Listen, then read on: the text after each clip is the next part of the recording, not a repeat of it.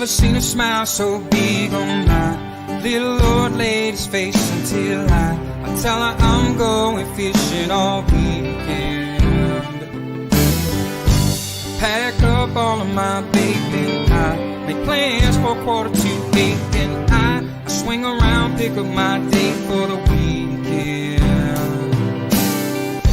Some reason she seems to please when I'm leaving. There's something I'm missing when I'm gone fishing. When I'm gone fishing. When I'm gone fishing.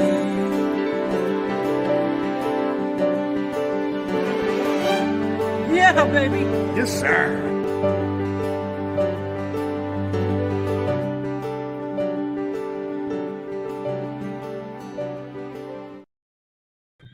Well, good evening, folks. Always a pleasure, I tell you, to spend a Monday night with you. And it was, I have the luxury of saying that for some of you that are in the comments here and are showing up, I got to spend another day with you at the Ultimate Ice Fishing Show this past weekend at the International Center. Thanks so much to all who showed up to the booth. Really can't thank you folks enough.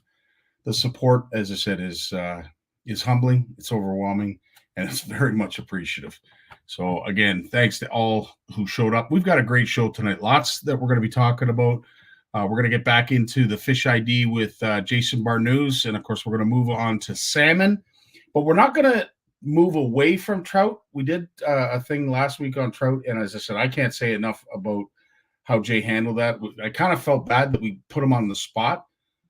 He's been on the spot many times before, and I'll tell you, he made us all look like we know very little about trout in comparison to him. But needless to say, as I said, we're going to be doing that again. Lawrence is going to be by with some notes as well as some news, and I believe he's also got some trivia. So we're going to do some trivia with Lawrence. And of course, Big Jim will be with us right after we do our announcements, which won't take long.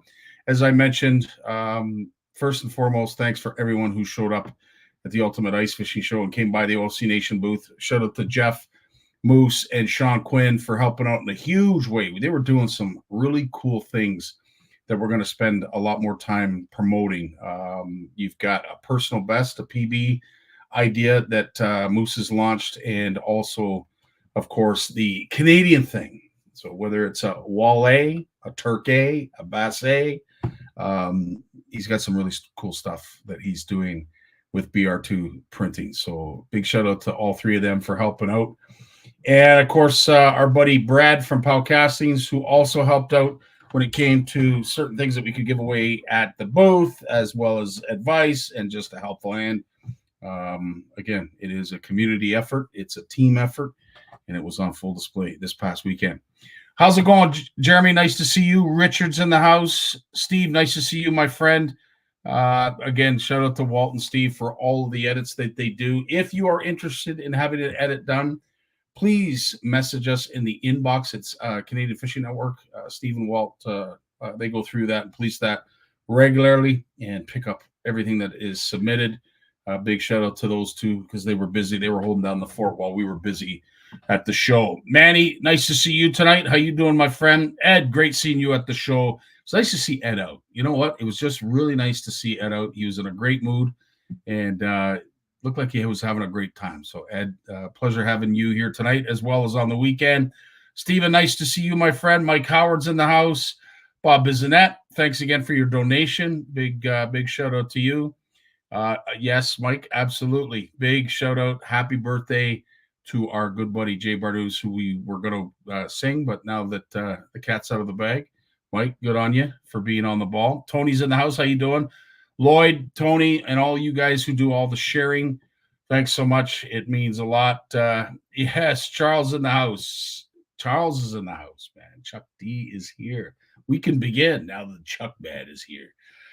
Did you bring that snacks for Steve? No snacks for Steve. Unfortunately, Tony, thanks for reminding me. It's your fault. You reminded me to know. It's not your fault. Nobody's fault.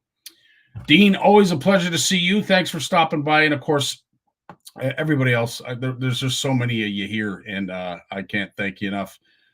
Yes, if you can see it behind me, big shout out to Enzo from Lake Simcoe Power Box. He's set up CFN in a big way. So a lot of the underwater stuff that we do with the cameras, we now have a source of power thanks to Lake Simcoe Power Box. Can't say enough about Enzo. I'll tell you, it was interesting Friday when we were all setting up. Him and I were kind of there by ourselves. I was waiting for Moose, and Enzo just didn't want to leave. He was just so excited about being there. He didn't want to leave. He says, I don't want to go back to the hotel. I don't want to go home. I don't want to do it. I want, and I get it. I totally get it, because that's what the shows do. They do for all of us. Alex Henry's in the house. How you doing, Alex? Nice to see you out on the hard water. Robbie's with us. And, of course, Jason Barnucz, as I mentioned. Stanley's here, too. Great seeing you, Stanley. And Haley, who also we got to meet firsthand and in person with her two sons. And Bennett, if you're watching, buddy, it was great meeting you, my friend. Awesome. Can't wait to go ice fishing with you and the family. Again, past weekend, it was great seeing everybody. We don't get to do that enough, as you can well imagine. But when we do, it means the world. And of course, we had many things that were going on at the OFC Nation booth, as well as the BR2 printing booth. But we were, for this weekend only, if you didn't hear, we were accepting a $20 donation towards the Christina Kodelik Fund. And I am happy to say we are now over $1,000 with the donations that came in this weekend from Dean Howard. Thanks so much for your donation. Richard Elliott, thanks so much for yours. Shane and Leslie Richard came out. Thanks again for your donation. Mikey Crooks was there. Jim Carden was there. Randy DeRoche, the candy man from Creek Candy Bead Company, he gave a donation. And, of course, Sonia gave a donation. So to all you diehard and solid foundation-making CFNers that keep our community strong and pointed in the right direction, thanks so much for your donation. This means the world because, as I said, we are hoping to alleviate any of the pressures that are left when it comes to the funeral expenses. We're hoping we'll be able to get rid of those for Tracy and the Fortin family and anybody else who's helping pay for that. We want to help in a big way. So we're hoping we're going to be able to eliminate that. And anything over and above, we're going to set aside for young Cassidy in a trust fund. So if you guys can help us out, find some folks that have not donated already. We'd really appreciate it because they have a chance to win one of these. Is the out of province prizes. Big shout out to Chuck D from Bait and Bite Me for their prize pack. Thanks, Chuck. We also have a mini Stanley Cup signed by the one and only Marcel Dion. Thanks, A-Rod from Mad Cam Plastics for your prize pack. And a big shout out to Shimano for offering up this Noski 2500 reel. Thanks to the Cabby Custom family and Robbie and the girls for putting this great prize pack together. To Ugly Boys Baits and the Downs family, thanks for your offering in this incredible prize pack. Big shout out to Big Jim for all the stuff that he's handed me over the years. We finally put a prize pack together, and we're looking forward to offering that up. So big shout out to Big Jim. James Meager from Meags Lures also has an extensive prize pack. Thanks again, James, for your generosity. And last but not least, we have Chris Yalowicka from Y'all Fish Lures. If you're a toothy critter, you gotta love your Y'all lures. Next up are our Ontario-based prizes, which include a day out on the water with Colin Stas and Mike Howard of Twisted Circle Chrome. Thanks, gents, for offering up your time. Really appreciate it. Brian Sturch of Burning Baits Guide Service has also offered up a day of targeting muskie. Captain Tyler Brooks of Slaunch Donkey. He's a multi-species angler, so we're not really sure what you're going to be targeting with Tyler. All I know is you're going to have a lot of fun. To our good friends Adam and Mishi from Fishing Fanatics, again, a great day out on the water with these two. Likely you're going to be targeting walleye, but could also be salmon. To our good buddy Sparkus from Sparkus Fishing Charters, he's offered up a day out on the water, which will likely be on St. Clair, either targeting walleye or smallies. And, of course, the Fanatics Outdoor Adventures, who also will be targeting muskie. Thanks again to Jen and Scott for making this donation. And the grand prize, the Big Daddy, is from Camp Macintosh, and a big shout out to Andre and Tracy for their offering of a 2-night stay at Camp Macintosh, targeting smallies, walleyes, muskies, pike, and just about anything else that bites. Either way, you're going to have a great time at Camp Macintosh. Yes, you will. And as I said, we are so honored to have such generous folks in our community that love to give back, especially in situations like this. It's tough.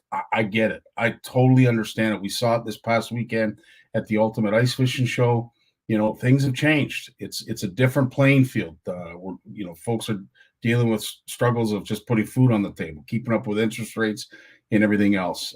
At the end of the day, if you could find a place in your heart for young Cassidy, who's all of 13 years old, her world is completely flipped upside down right now, and she's going to be dealing with a lot. And if she does choose to go to school, or perhaps she needs some help financially, CFN like to be there in a big way. So if you have a little bit extra change, all it takes is a $25 donation. You can e-transfer it here to scottiesoutdoors@gmail.com, and we'll get you signed up. And hopefully you win one of those unbelievable prizes that we have available. And there's still more to come. From what I understand, there's still more to come. So stay tuned for all that. Also, stay tuned for the one and only Big Jim McLaughlin, who's coming on right after this word from our sponsor.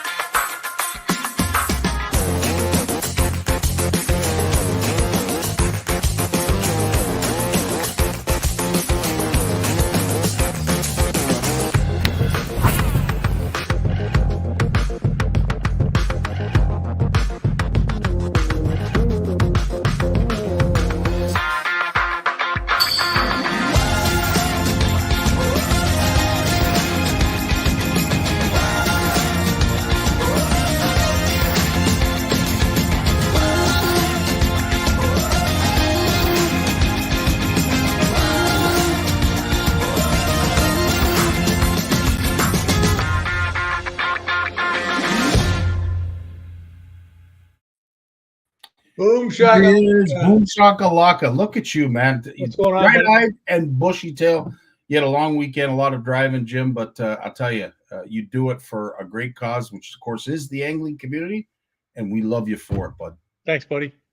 Yeah, so give us a little bit of a rundown, what your takeaways were from the show this past weekend. One thing I will say is where you were sitting was a bird's eye view of one of the biggest crowds in all of those presentations. Obviously were meaningful and valuable to those who listened because it was a packed house in front of that stage. Yeah, the seminars were full. Like they're way better than last year. They were way not the seminars, but the crowd that came to watch. They were filled in. They were sitting like this. They're not talking to each other and everything, you know.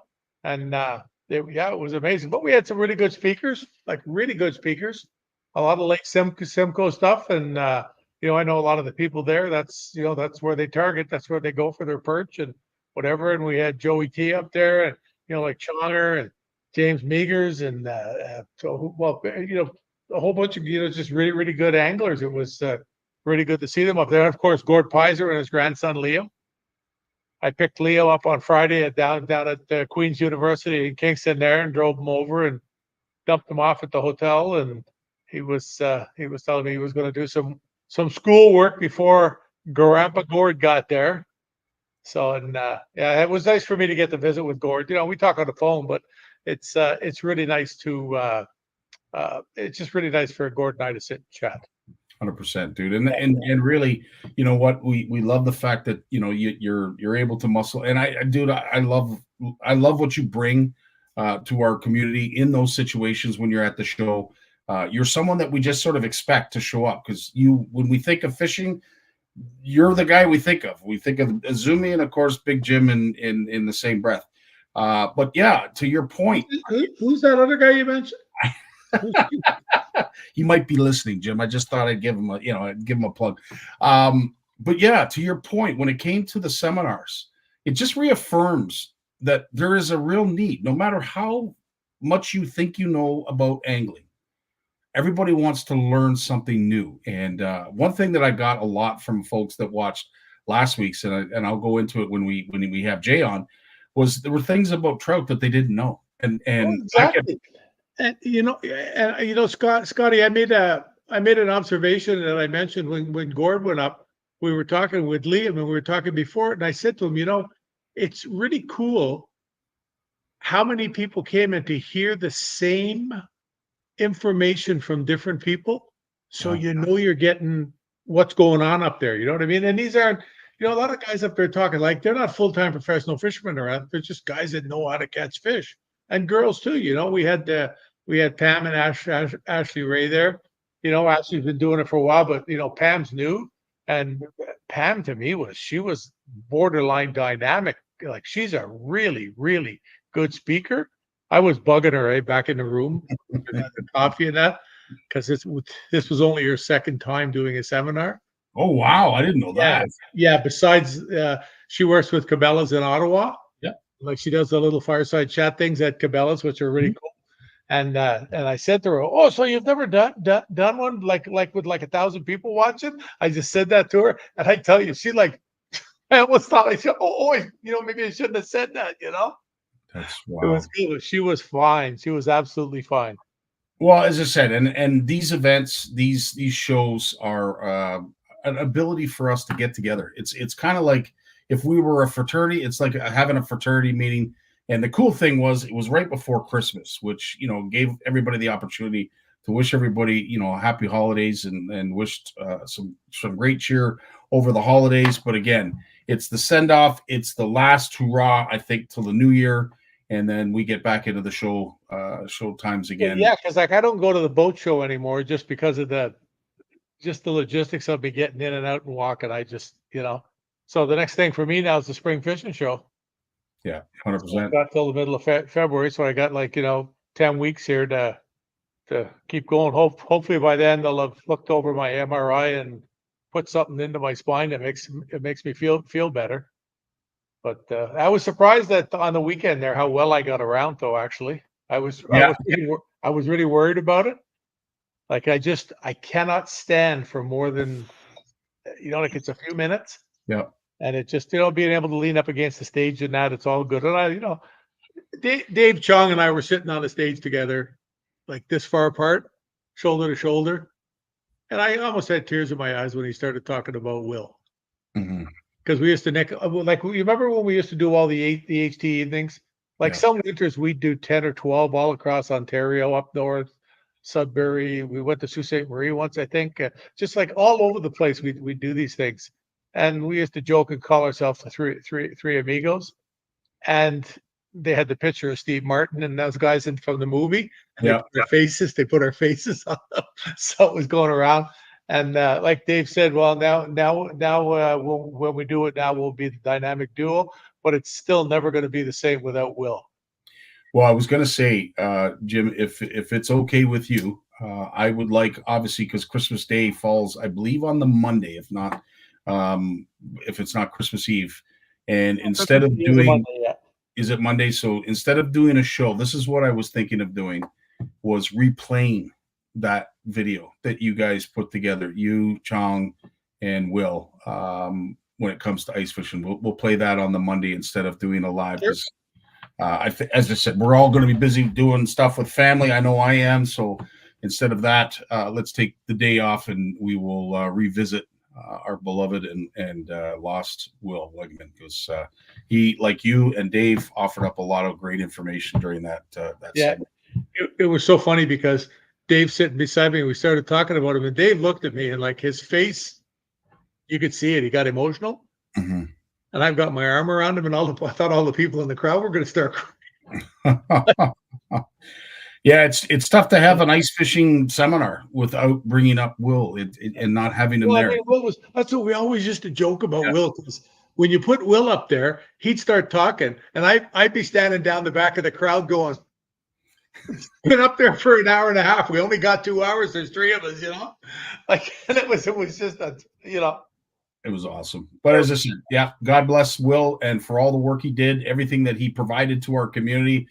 He was a great mentor, great ambassador, a wealth of knowledge, and he was always there to give a helping hand.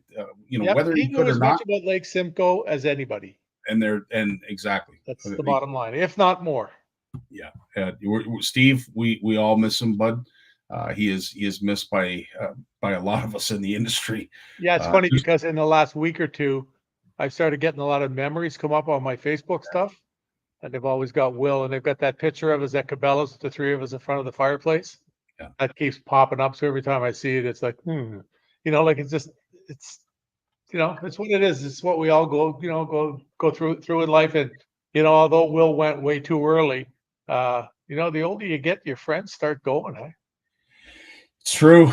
Yes, It it is true. like I have my breakfast this Saturday morning with my buddies from high school. Yep. And I said to Donnie, I said, tell me there's no announcements. He said, no, we're all good. Good. Everybody made it through, because it seems to be about every second breakfast, Donnie will send out a message and say, hey, like Frank Saunders passed or whatever, and the last time it was our favorite teacher, Mr. Lawton. Like he was just the greatest guy in the world, just the greatest guy in the world. He was such an inspiration to the kids. He'd get me in a headlock, and I'd run across the gym with him with the headlock, because he wasn't very big. Yeah. So as long as he was holding on me, he wasn't staying in the same place. So, we were like buddies in high school. It was really, really cool to have guys like that. Hey, I got to show you my. I'm getting my mount back. I showed you earlier there. Oh, yes. Yeah. Oh, do you want my to mount back? It doesn't show up too good, but I had this. Lawrence will like this. I had the guys from Advanced Taxidermy. I got this last year when I was fishing down in the St. Lawrence River, and the guys from Advanced Taxidermy have mounted it for me, and I'll be putting it up on the wall. By the way, it doesn't show. Oh, see, you can just see Advanced Taxidermy there. Yeah. But for all those who join us every Monday, you know exactly what Jim is showing. And for the folks from Advanced Taxidermy, we're going to do a better job promoting you tomorrow. Being Trout Tuesday, they did a brown trout replica that is absolutely just, it's they made the little movie of it. Yeah. Yes. So we're going to be sharing that. Hey, that's my bucket list. I've caught those. I caught some in Lake Ontario, like, I don't know, 25 years ago, casting minnow baits, but they're big, dirty looking, fat things with welts on them, and big old fat Lake Ontario fish. You know what I mean? They look like walrus. I want to catch one of those beautiful yellow brown with all the dot. So, you know what I mean? One that's just beautiful. That's 100%. Like the bucket list. That's one of the things that I want to catch. I caught some that were, I think they were they had to be in the teens. I think that we caught a lot down out in front of around by sandbanks and that, just casting in the breeze in the springtime. And I mean, like we were catching like dozens of them in a day, like 5 to 8 pounds, but they were all dirty looking. They weren't vibrant. Right. They weren't vibrant. And I want to catch one of those ones that they take it out of the water and your heart just stops. I want to get my mitts on one of those before it's over. And of course, I'm not going to do it wading down a creek. And it doesn't have to be this big. It could be this big as long as it's got that look. I want to get one. So 100%. On the topic of ice fishing, I hear there's a rumor that Ice Fishing Magazine is almost together. Yeah, Tammy got a lot done on the weekend, of course, because I wasn't even bugging her. But she got a lot done on the weekend, and she was in here busy as a beaver all weekend. We got to wait for a few more things, then we'll get the ads together. Should be out. I want it out before Christmas. Oh, that'd be awesome. So we still got a few more weeks to go. Been playing around. I found a whole bunch of little Northland spinner bellies things in the garage. Oh, sweet. and I've been playing around, so I tied them up. Can you see? Yeah, there, you can see them better there. Sonia shared one of your flies that you tied for her as well, that she's going to be casting out Cool. front of Lake Ontario. It's nice to see when folks post that. Like, I mean, as I said, I don't really know what goes on behind the scenes, but when you're able to support a big gym or Simcoe Power Box, like, or whatever, it means the world, because that's how this all keeps going. It's all about cross pollination, which brings us to my video that I wanted to share with you, Jim. Do you know that a bass and a bumblebee have a lot in common? Yeah. Have a look at this. I have to go. Have a look at this. This is not a fish. It's a deceptive mussel pretending to be one. Some mussels of the genus Lampsilus have evolved a modification to their lips.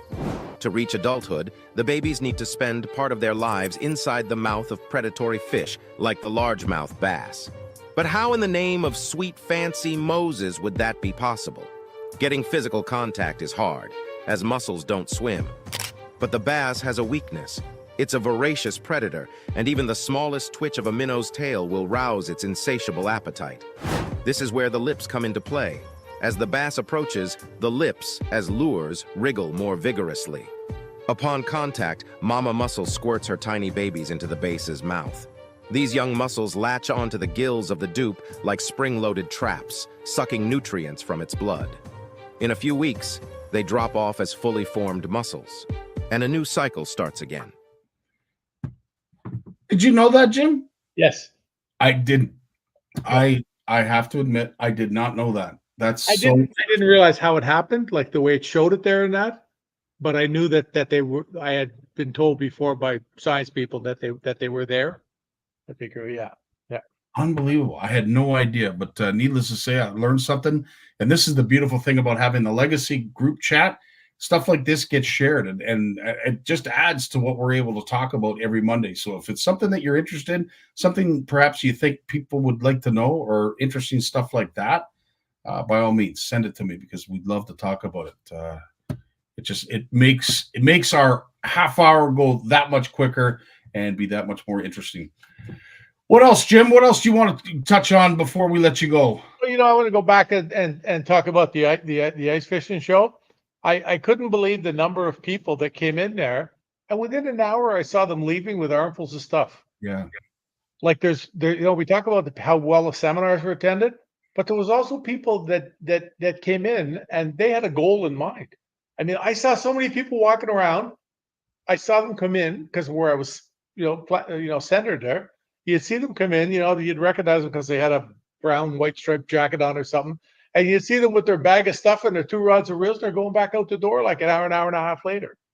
Like there's people that knew what they needed for ice fishing, and they went and they supported the show. They bought their stuff and they left. I saw a guy go out the door. They had a couple of guys from whatever store it was he bought the stuff from, and he had a big portable hut with him. He had an auger, a couple of bags of stuff, 4 or 5 rods of reels. Obviously, this is a guy that says, I'm getting into ice fishing. Yeah. Or decided to get serious about it, Yeah. And then, of course, we had that prize that they gave away Saturday. There's $5,000 worth of stuff from Hummingbird and Clam. I mean, there was everything that you could dream of. Yeah. If I'm not mistaken, did they not give a Helix 5 away every hour? Every hour on Sunday. Andy would come up and make the draws. Yep. Unbelievable. So yeah, there was lots of opportunities, lots of prizes, and but to your point, Jim, yes, it was great seeing folks walking around with some merchandise, but those seminars, when you think everybody knows everything about fishing and whatever that is required to go fishing, you're reminded that people still want to learn. There's still people out there that need education. And when you saw the number of folks, the butts in the seats there, it was awesome to see. And like you said, there were some great presentations, lots to learn. And we are lucky to have folks out there that are giving of their time like it was. But yeah, great venue. Hopefully they do it again next year with a lot more advertising so that we could spread the word and get a lot more people in that venue. But needless to say, thanks for all those who did show up this past weekend. Cool. Right on, Jim. Well, Jim, as always, our half hour absolutely flies by. We love having you, dude. It means the world. And as I said, seeing you this past weekend in your glory, in your element, brings a certain twinkle to your eye. At least Funny, I came home last night and I dropped Liam off and I was driving home. Liam sends me a note and says, "I hope you got home okay." And I said, "No, I didn't. I'm in an air ambulance right now." No. He says, "Why? What happened?" I said, "Dude, I left you like 5 minutes ago. I'm sitting in the lineup at Horton's getting a coffee." Youth. That is. Well, and yeah, Poor it's just kid. I don't He'll know never if be the it's out of same. respect or he just didn't have the the gonads to say, yeah, you know what, old man, you've lost your mind. No, but I think that's out of respect that he said and played along with it. Yeah, it's funny how like I come home from these things. I'm always in a wonderful frame of mind. Yeah. Because I True. just, it puts me in my element again. Yeah. And it's really, really good. I just wished I could move around better. True enough. And, And as I told you, I ain't going to the gym for a couple of days, but that's all good. we had the pleasure of having blue collar angling beside us. Those lads. Yeah, I wanted to meet that dude, and I've talked to him on Facebook a couple of times. I wanted to meet him, and I didn't get a chance to. Yeah. Gallo and John have done a fantastic job promoting their brand. As I said, saw a lot of folks come by their booth to say hello. He's a great guy. We're going to be doing some fun stuff, but I tell you, there was a few moments. I wish we had a video camera because there was a lot going on with some rock, paper, scissors games, as well as Moose and Sean. They were the Step Brothers. They had the anyway. The wigs on Sunday. Yes. Yeah, it got pretty funny, nonetheless. That's good though. It's always good to have fun. Absolutely. Jim, as always, speaking of fun, it has to come to an end, as it always does, because our half hour is done. Jim, thanks so much for all you do, and rest up, my friend. It's all good, buddy. I will. I'll chat to you soon. Right on. Here, people. That's Big Jim McLaughlin. We've got Lawrence coming up right after a word from our sponsor. When it comes to Canadian food, we've got your back with flavors like lemon pepper, beer batter, campfire barbecue, lemon pepper dill, garlic butter and chives, and crispy Cajun. We've got a mix for every meal. Whether you're serving East Coast shrimp, West Coast salmon, succulent walleye, chicken wings, or veggies, we've got you covered. Coat your food in outdoor flavors. Available online or at these fine retailers. Lawrence Gunther in the house. Hey, buddy. Great seeing you on the weekend with the entire family in tow. That was awesome. Yeah, man. It didn't take much arm twisting either to get kids and the two youngest that were with us anyways to go to the ice fishing show. They love going ice fishing. They love being on the ice. And I said, look, they got a whole show that's just about all that. And I said, let's go drop in there before we head over to the family celebration for my mother's 86th birthday. So in we went. But I'll have to tell you, we went into the wrong hall at first, right? No one reads any signs. There's 5 halls in that giant international center, and they all have their own doors from the parking lot. So we go in. My wife sees all the cars. She parks. We climb out. We go through the doors. Oh, look, it's free admission. We walk in. Everyone's looking around. The kids are looking around. My wife's looking around. They're all silent. And I said, so, hey, what exhibitors are here? I'm thinking, who's here? What signs do you see? And she goes, there's something about Lilith's apron and magic cards. And we were in the wrong hall. We were in the Hall of Magic. Oh, jeez. So we asked, and then I'm starting to doubt myself. Maybe we're in the wrong building. But no. Somewhat we figured out it was Hall 4. So we jumped in the truck, drove up to the other end of that giant building, and got out again. And then there we were surrounded by pickup trucks. So obviously at the right end this time. Wow. It's, you know what? I don't know that anything is just smooth when it comes to you and your arrivals and some of your travels. So I think some of the lead up to and from some of your events is more entertaining than the event itself. I love your stories of your trials and tribulations, I'll tell you. Yeah. It's always, it makes it a little bit interesting for sure. It puts a little bit of stress on other people, but it's all good fun in the end, right? No one's hurt. 100%. And it was fun. It's good to be at that show. It is. It's great. To be honest with you, it's great to be at any show, especially when you're received like you were this past weekend, like we were at OFC Nation. like Jim was, and all the speakers. Yeah. As I said, it's a humbling feeling, and I can only imagine being in this industry as long as you have, that it's still humbling for you every time it happens. Yeah, for sure. It just wakes up that inner child in me, right? You're walking through the door, you hear the hum of the crowd, and you get that sort of like excitement, that nervous energy, like, oh my goodness, did I miss it? What am I going to find? Is there going to be some great deals? Where's the grab bags? No one does grab bags anymore. I miss grab bags. It is true. It is true. Lawrence, as always, you've got, I'm sure, some bullet items that I got some stuff, buddy. But before we get started, I want to do an ice fishing survey with you and anyone else that wants to chirp in with their thoughts on this. So I've got a whole bunch of this or that questions when it comes to ice fishing. So should we delay, Lawrence? Once you ask the question, should we wait to see people's responses? Yeah, why not? While you're talking, you give your answer, and then we'll see what other people think, and then we'll see if they line up with you or against you. How's that? Okay, let's do it. All right. So the first one: snowmobile or ATV? Which one? If you had your choice, if someone said, "Hey, here's a free snowmobile," or "Here's a free side-by-side or ATV," wheels or skis, which would you take? Well, I know myself ATV because there's far more uses, in my opinion, for it. Also because we don't necessarily see the snow that we used to, so you don't get a lot of use out of a sled. But I will say for our folks to the north, and this is where it's going to change, depending on how much snow you get, how the condition of your ice, sometimes a sled is far better than an ATV. In fact, sometimes an ATV doesn't work at all, that you need a sled. So myself, ATV, just because there's more multi uses of it. Mm-hmm. But it's a snowmobile. If I'm going out ice fishing, I'm enjoying the winter. Yeah, I got to have a sled.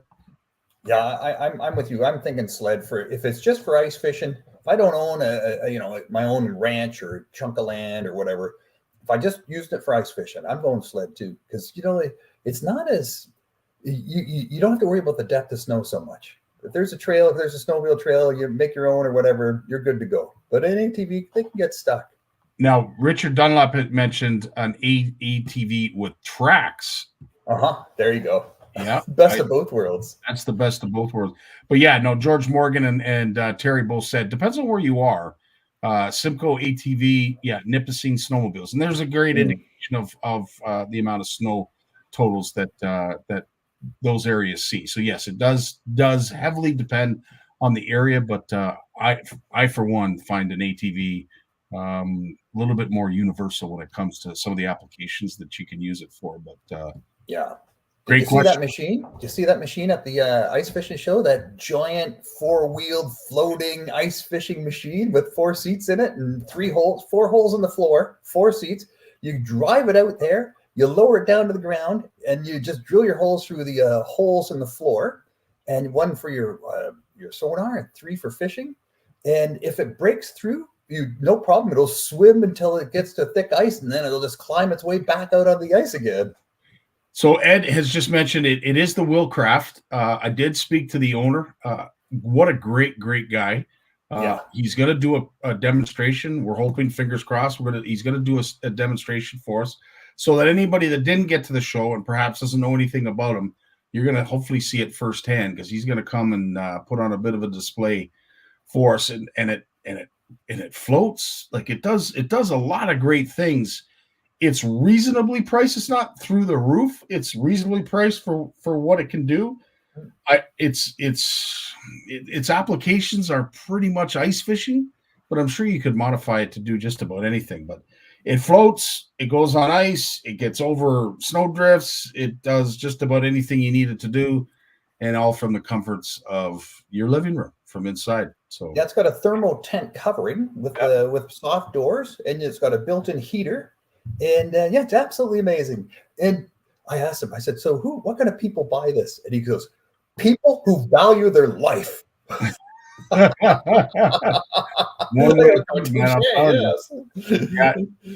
So now I guess my question is, would people prefer the Willcraft or the Argo? A Snow Bear?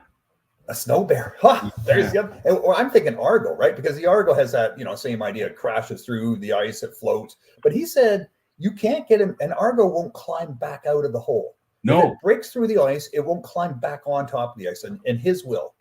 Yeah. And so, if you folks have an opinion, I'd be really interested to see. Now, I know a lot of people don't know the Willcraft, but I'd be interested to see if you'd prefer an Argo or a snow bear, or if you do know the Willcraft, would you prefer the Willcraft? Because I'll tell you right now, I would go with the Willcraft just because it's a lot lighter. You'd be able to get on a little bit more ice because of the lack of required thickness. Because a snow bear it's a heavy machine. There's no doubt about it. But an Argo, I would not an Argo. Sorry. No, I'm not a big fan of the Argo either. I mean, I think they're great if you're hauling huts, dragging huts back and forth across the ice, and you see that for outfitters. They use that a lot for moving people and equipment, but they're not fast.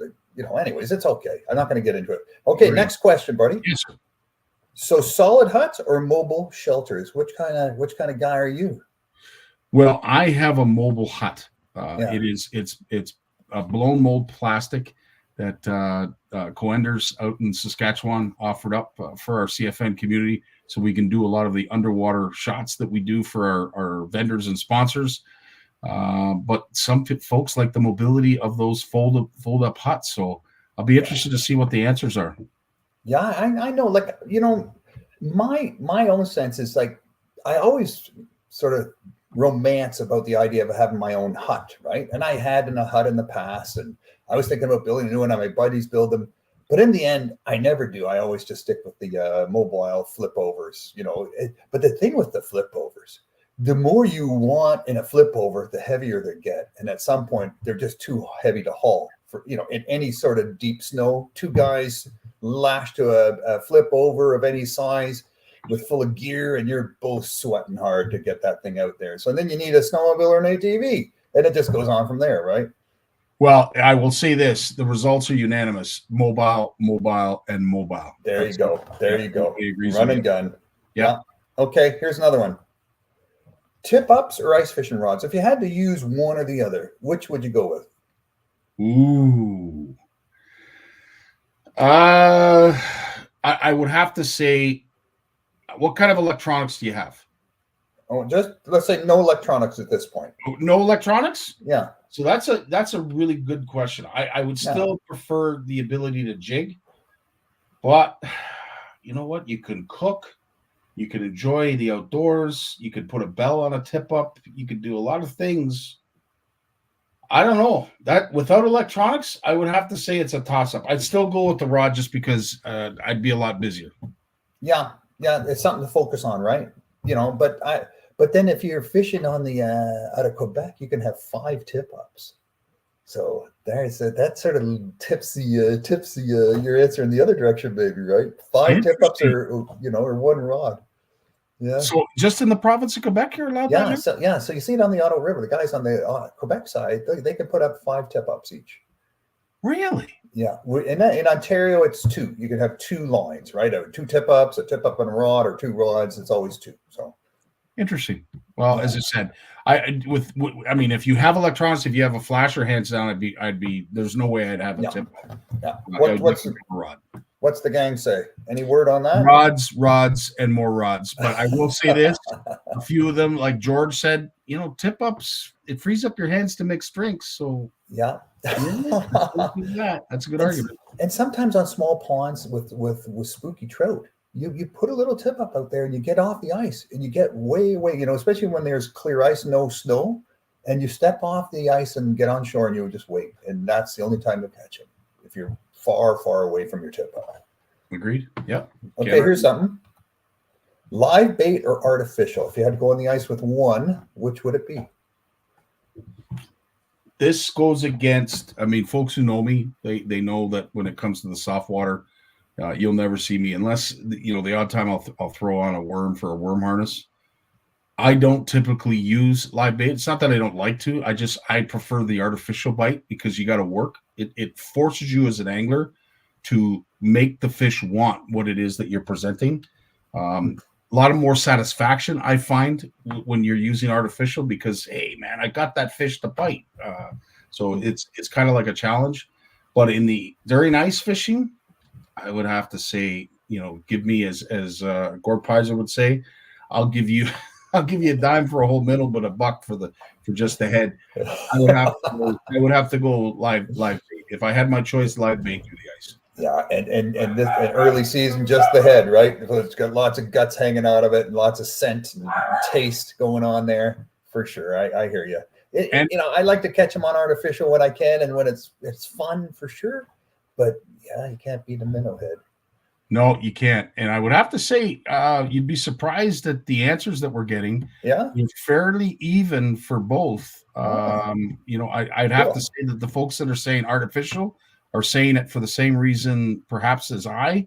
I would also think that maybe folks are to that point now, especially those that are watching, are concerned about transferring undesirables. So that's starting to sink in too. I don't know, but needless to say, and invasives, yeah. But I would say it's very torn right now. It's very torn, artificial and live bait. So, good question. Keep them coming, Lawrence. Okay.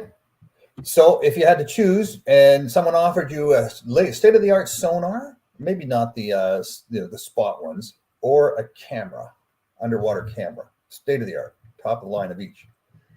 I would say camera, and only because, and the reason I say this is you can do so much more for other people with a camera.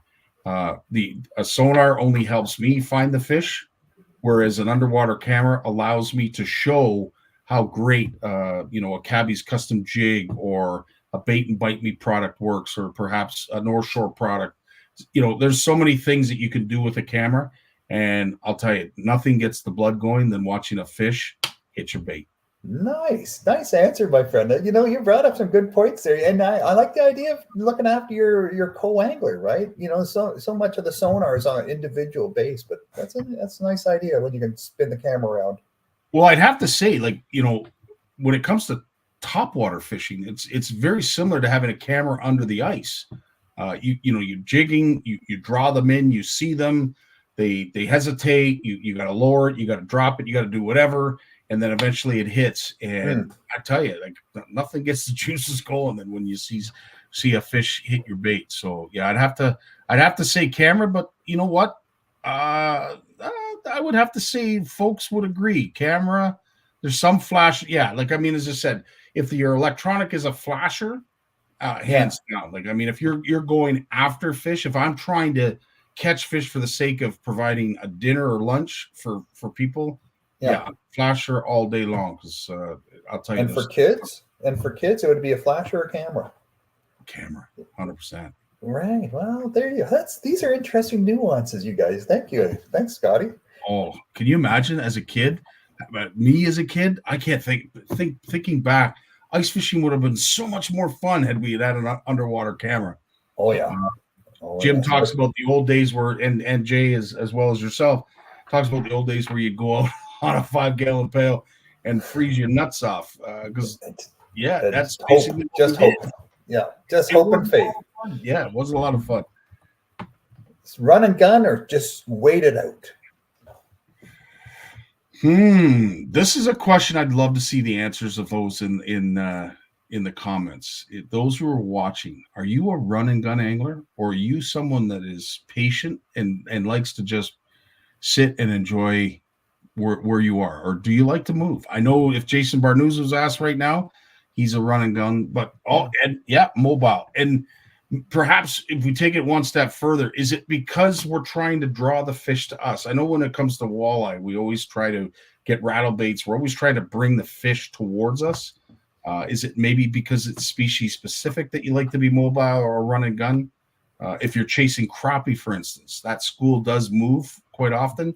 Yeah, maybe you do like to run and gun. What do you like to do, Lawrence? You get to know your water over the years and the time of year, right? And you know that a certain time on a certain spot, time of day, time of year, the location, that those walleye are going to move through. And it might last 2 or 3 hours. They're coming and they're going, but it's going to happen, right? So you set up, you get ready, and you quiet down and you wait for it to happen. And then it happens, and the bite dies off 2 or 3 hours later, and you think, "Wow, glad I was here for that." And so I think I'm kind of like, planning and picking and getting ready and that sort of idea, as opposed to chasing. Yeah, I hear though chasing panfish around. You can get real frustrated if someone 50 feet away is catching a whole bucket of panfish and you're just fishing over empty water. That's kind of pointless then, right? 100%. Yeah. And as I said, as Ed has mentioned, if you have ever sat in a rental hut when there's no fish, yeah. I mean, Yeah, I've seen it firsthand. You get the hut, and then people are drilling holes around it because some folks just aren't patient, and sometimes that subtle movement, that little bit of distance, is the difference between catching and not catching. So yeah, especially with kids again too, right? With kids, you gotta think, you gotta get that action going. Okay, here's one: 6-inch, 8-inch, or 10-inch holes. Great question. Oh, I will say myself, I prefer the bigger holes. Yeah.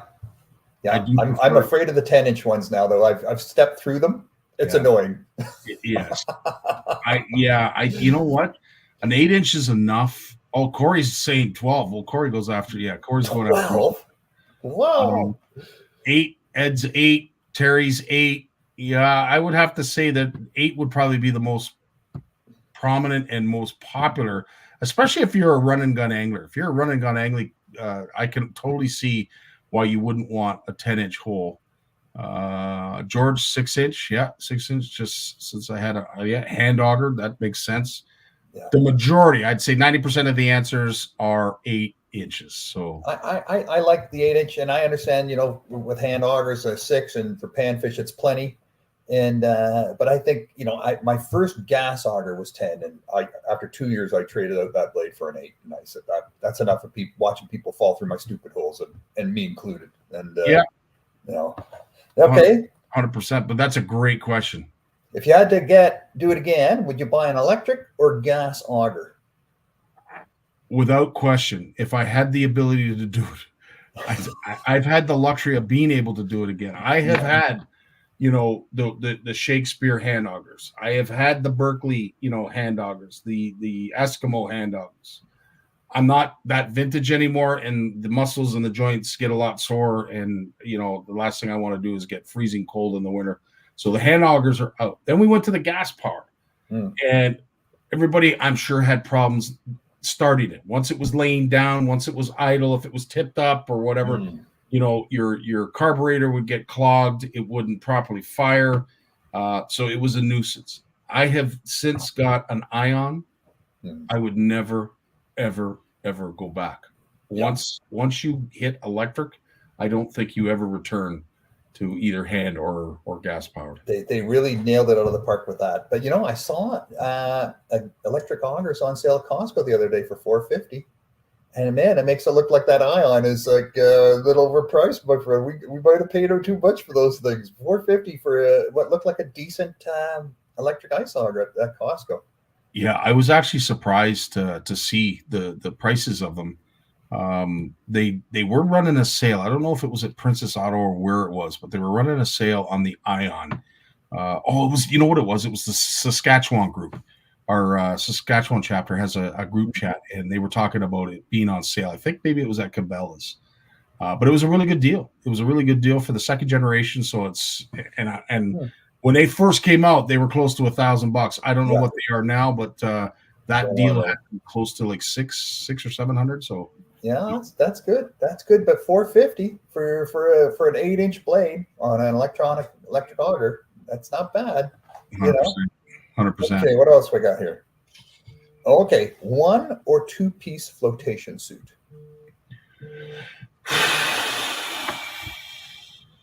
Good question. You're going out on thin ice. I'm not talking February here. I'm talking, January, right? When things are still sketchy. Or more. I prefer the 2-piece. I'm a big bib guy. I've never been a real wearer of coats. Anybody who knows me knows I'm not someone that likes coats, but if I'm going to buy a flotation suit, I'm likely going to buy a 1-piece, and only because I'm buying it for that purpose. It's not to say that a 2-piece doesn't float. It's just not as well as a one piece, right? And the one piece keeps the heat in a Yeah, lot keeps better. keeps you warmer for sure. Yeah. What would you do, Lawrence? I have a one piece, and I use it when I'm fishing in the fall and it's raining and stuff. I just find you stay drier in it, and when you're out there in the boat fishing. But I got a two piece from a sponsor years ago, not that long ago, but and its sponsor's not there anymore, so I won't even bother mentioning the name. But the two pieces, when you're inside the hut and it's starting to warm up, it's nice to be able to take the coat off. You still got the pants, and then I'm thinking, well, if I go through the ice now, I'm just going to be dangling upside down. That would be wrong, but I'm just kidding. But the whole idea is when you're walking around, right? When you're walking around getting set up, you got your coat on, you got your bibs on, you're safe. If you break through, once you're set up and you're getting warm and you're inside your hut or whatever, you can take the coat off and you still got the pants on and that extra padding and insulation of the pants, and it makes it a little more comfortable. So I kind of go the two piece, I think. Yeah, I'm with you. I do like the bibs. Usually if you're on ice, you've done your checks. So, I'm not discouraging folks from wearing a float suit, because I think if you're buying the float suit for the sake of what it is, it makes sense that you would want a one piece. Totally get it. If you're one that likes to travel and explore a lot of areas that, the rest of us don't, maybe we go with the rest of the sheep and we know it's safe over there because there's 100 people standing there, then, maybe a two piece is all you need. But you never know, right? You never know. I don't know. Some folks that would never go, like Moose, will never go on the ice again without a full suit. So full flotation. And they make snowmobile suits that are flotation suits now too, right? Yeah. Those one-piece snowmobile suits. So I think it's more common, more and more common. Yeah. I think the most important thing is to have picks. No matter what you got, you want to have some picks with you. 100%. Couldn't agree more. Last question. When you're thinking of going out ice fishing and you're setting up or you're picking your gear, do you want to fish solo, a little bit on your own, or you're fishing, in a double hut, like triple, 3-4 people in a hut, 2 people on a sled? What's your preference? Great question. Well, I love to fish with people, and depending on maybe some folks, they would prefer just having some me time, and I don't think that's a selfish thing. People just like to get out and enjoy the hard water and get away from everybody. I'm torn. I like it both ways, to be honest with you. Sometimes I like to throw on the music, maybe have a cigar. Not everybody enjoys that. Not everybody enjoys some of the music that everybody listens to, and typically mine. I'm sure folks would not want to listen to the stuff I listen to. Anyway, I'm torn. I'm either way. What are you? Where are you, Lords, on this? I have a single person sled, and I got a 2-person sled, and I find, maybe it's just me, but I'm most always often in the 2-person sled flip over. Yeah. And I enjoy the company, and I know, if I went and sat in my own sled and the other person sat in their sled and we were a little bit more distance, maybe we catch more fish. But you're fishing alone, and I don't know. It's just nice to have the company. It is, and sometimes I've had. Show of hands, how many people have had just as much fun on a day of fishing with somebody that you didn't catch a single fish, or if it was a smash fest? I honestly, I've had as much fun with both. Yeah. So I'm kind of torn. I'm with a lot of you. Sonia said I'm both. Richard says I like friends, but some folks just like to get out on their own, right? Like maybe Jeremy, where you are, you don't really. It's not really conducive to bring people out because you're up there by yourself, and it makes sense. I don't know. I'm torn. I'm both ways. I could have it either way.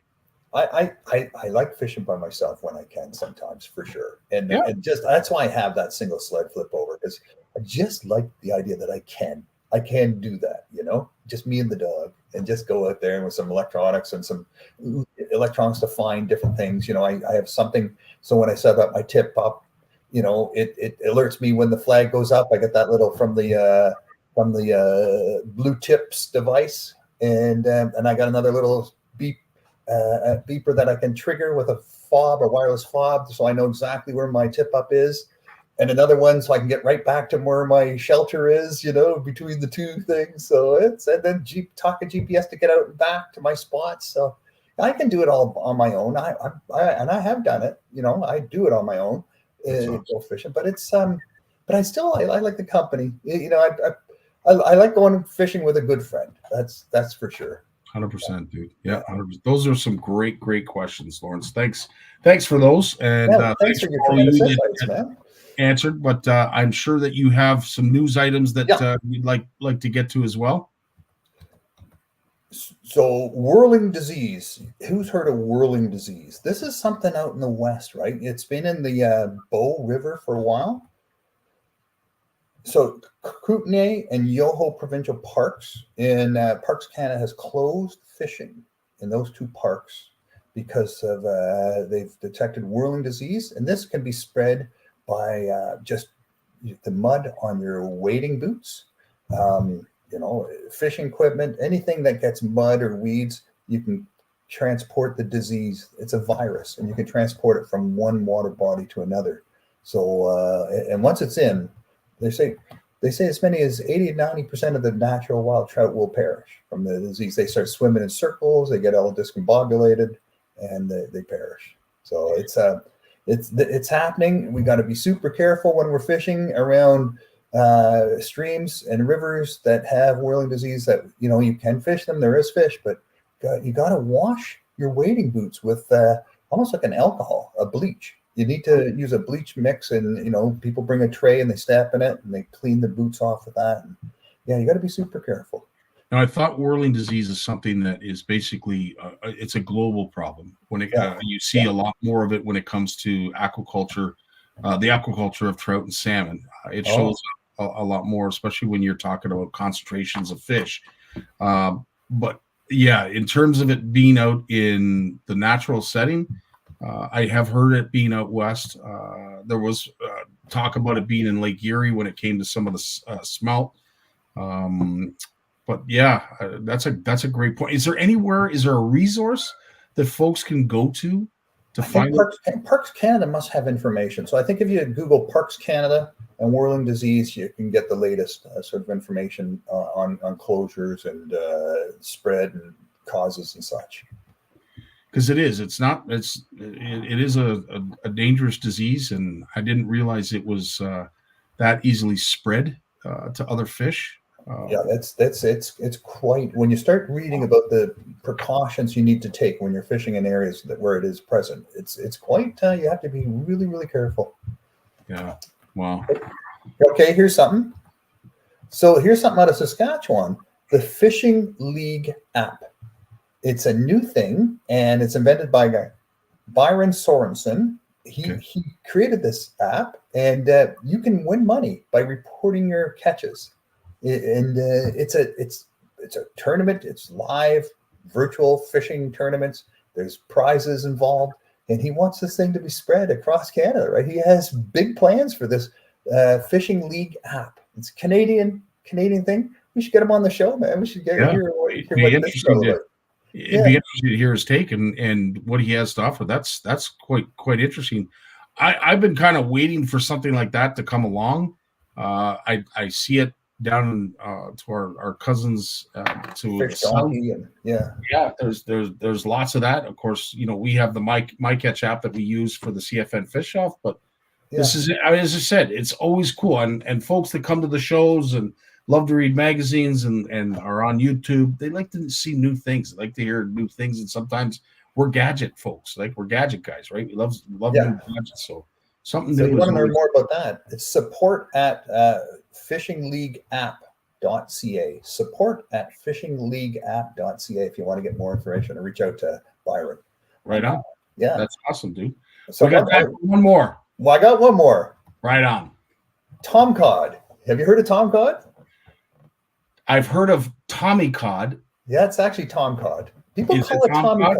Yeah, I don't know why it's called Tommy Cod, but it's maybe it's a French thing. I'm not sure, but it's can anybody sort of cut you off, Lawrence? But can anybody name the movie that Tommy Cod? Yes, Tommy Cod. If you know the movie, you know what I'm talking about. Yeah. And I do believe that the actor says, "This ain't no Tommy Cod, right? We're not catching Tommy Cod." If you know the movie I'm talking about, you probably watched it 100 times like I have. Oh, it's a cult. It's a cult following. My son introduced me to it. Yeah. Sure. So tell us, what is it? What Tom Cod? So there's the Atlantic tom cod, which comes out of the Atlantic coast. So these are coastal fish that can live in salt, brackish, and fresh water. And they have the Pacific tom cod as well on the west coast. But these are, they love small crustaceans. They're sort of brownish in color. They have little barbels.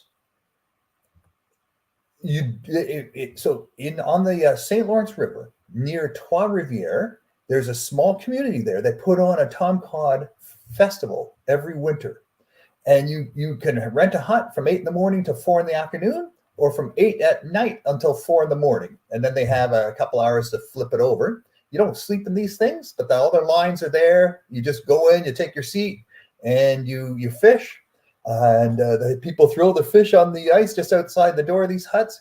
There's festivals. There's all sorts of activities. You can get food delivered on the ice. They make an ice road so you can drive right out.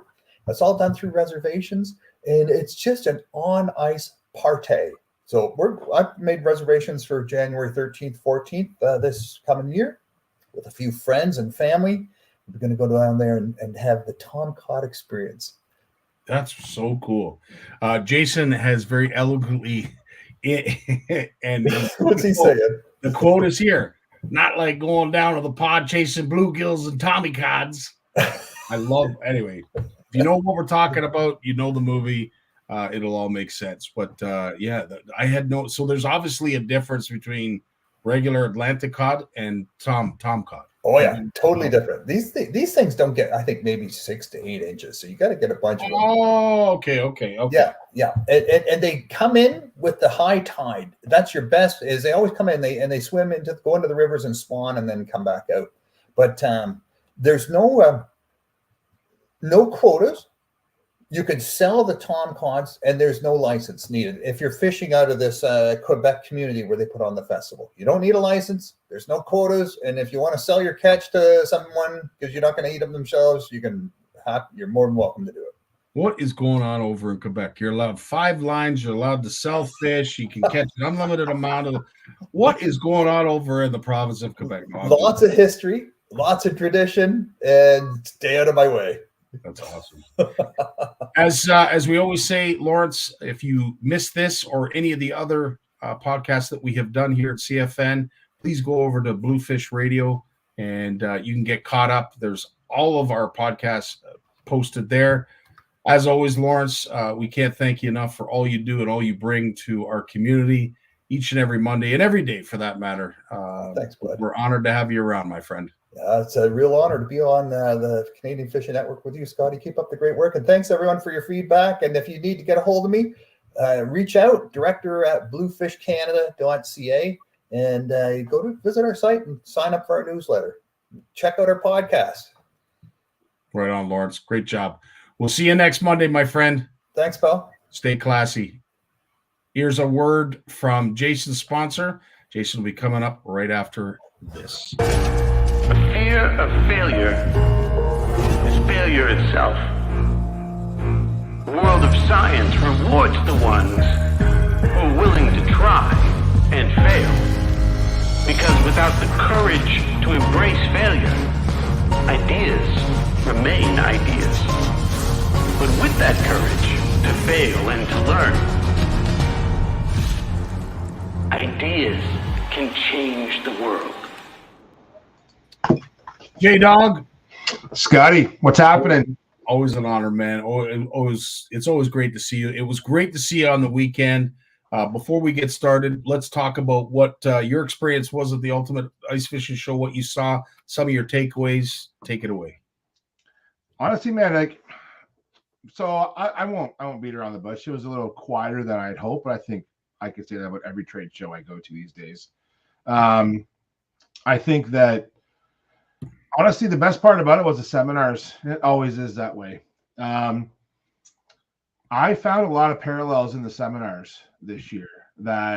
So what was great about the show this year is, number one, I wasn't formally working at the show. I wasn't doing any seminars. I was helping out Enzo and the gang at the Lake Simcoe Power Box, which was awesome. Shout out to Enzo and his family for a great booth and a great product and great hospitality. But their booth was right across from the seminar stage. So I got to hang out with, I was selling power boxes, hanging out with Enzo. And then if I wanted a break, I'd go sit with our buddy Jim by the stage. And I got to watch all the seminars, and they were all great. And there was a lot of parallels talking about, so it's a combination of this run and gun, but also know the spot you're on, Scotty. Yeah. So I'm gonna give away one secret that was given out, because I think, and I've heard it repeated before, and it's a secret that a lot of us may know, but a lot of us may not know, and it's the hockey stick analogy to ice fishing. Did you hear about this at all, Scotty? Do you know what I'm talking about? No.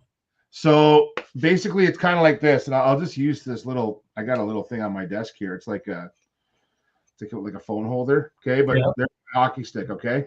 Okay. So this is the top of the shoal, and this is the drop off. Okay, got that? Yep. A lot of anglers make the mistake of fishing up here on the top of the shoal.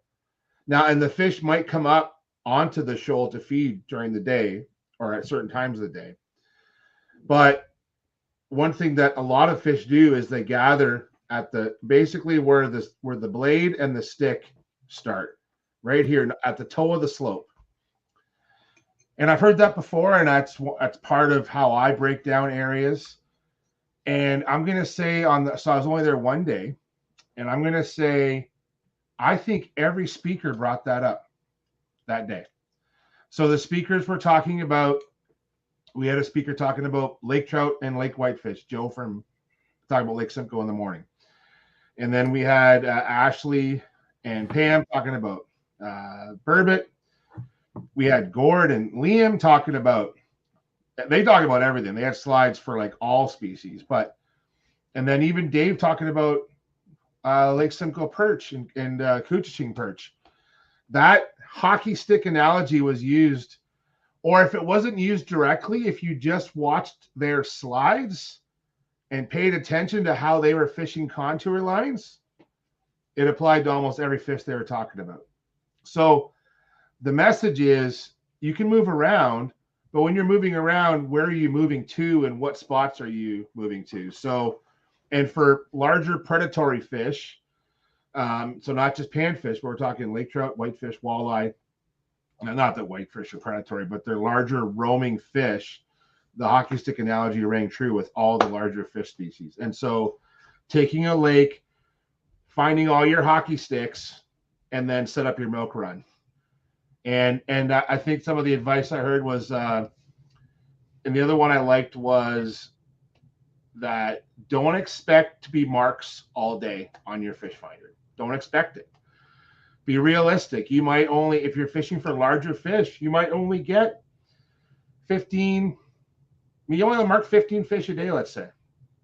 And you got to make sure you catch those fish that you mark. And if anyone spent time on lakes targeting bigger species, there's a lot of time between those windows. So when those windows happen, be ready. So those are my two take homes from the show this weekend. That's awesome. Well, you know what? You shared very well. And I will say, Jay, the only species that I know of that you could fish the top of the hockey stick, and it usually happens at dusk or late at night, are walleye, but I'm sure pike will get to the top as well. I mean, eventually fish, when you get low light situations, they will. But are all species like that, or is it just the toothy critters? So kind of the messages were they'll use the top, but they have to come through the hockey stick to get to the top. So you have a better chance of running into them during those off hours. Does that make sense, Scotty? So, because, you know, like even Gordon and Liam talked about how, you know, they'll have, you know, they made the point of, and we'll talk about this before, where you have an hour of good walleye fishing every day, 1 hour, right? But if you want to be productive during the day and you want to try and find those fish, you got to find out where they're coming from and where they're holding during those non-peak periods.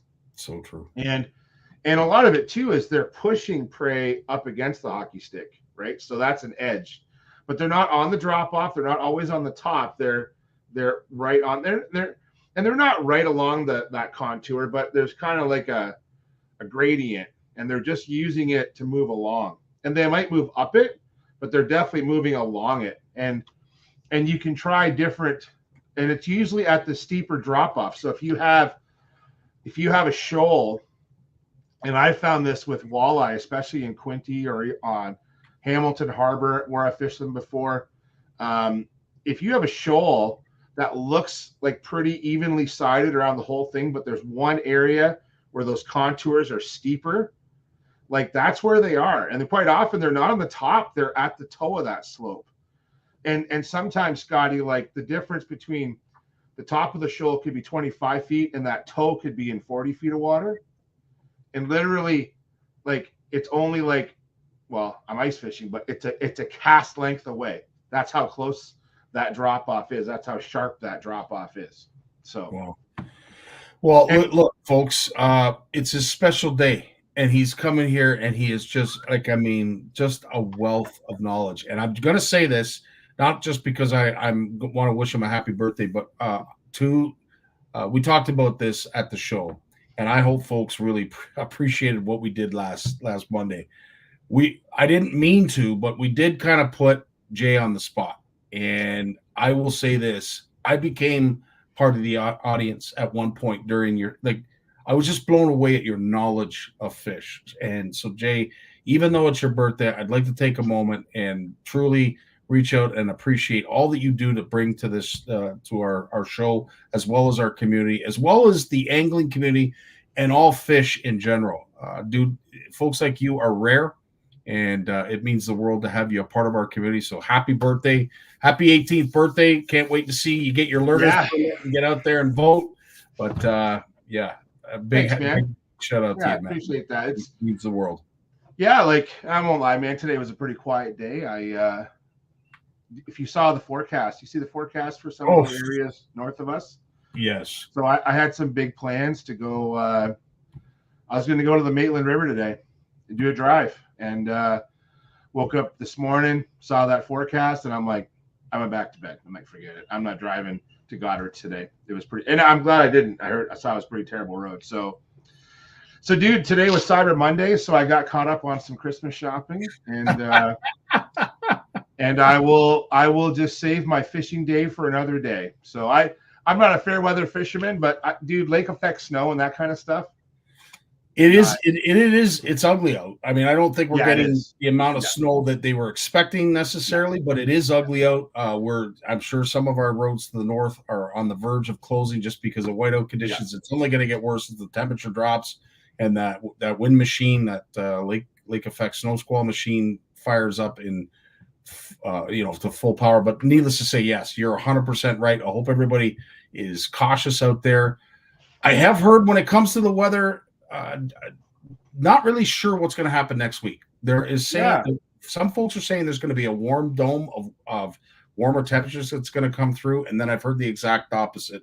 We're on that brink of making ice in some places. Of course, up north, they're already ice fishing, but for those of us that are chomping at the bit, it's kind of hurry up and get here. Are you in the same mindset? Well, I'm going to tell you right up. Scotty, like I've been looking at the forecast, and yeah, it's looking pretty good. I'm not going to get too optimistic. I got some pictures today from colleagues of mine. So obviously Fisheries and Oceans, we work across Canada.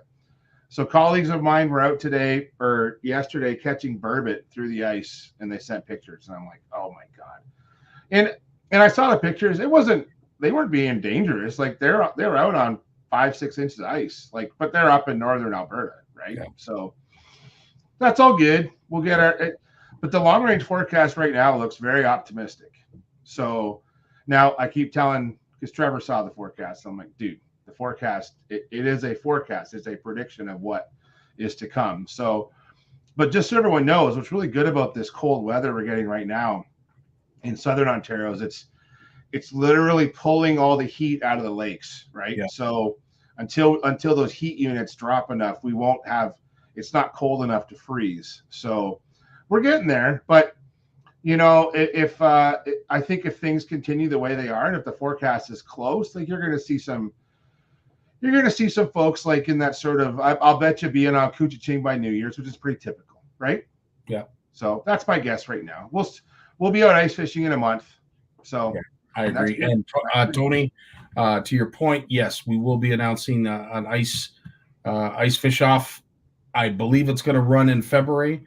But again, knock on wood, we need safe ice. So you know what, I cringe. I love having these events, but I cringe when we do the hard water one because I hate having people out there, or at least knowing, or the thought of having people out on unsafe ice.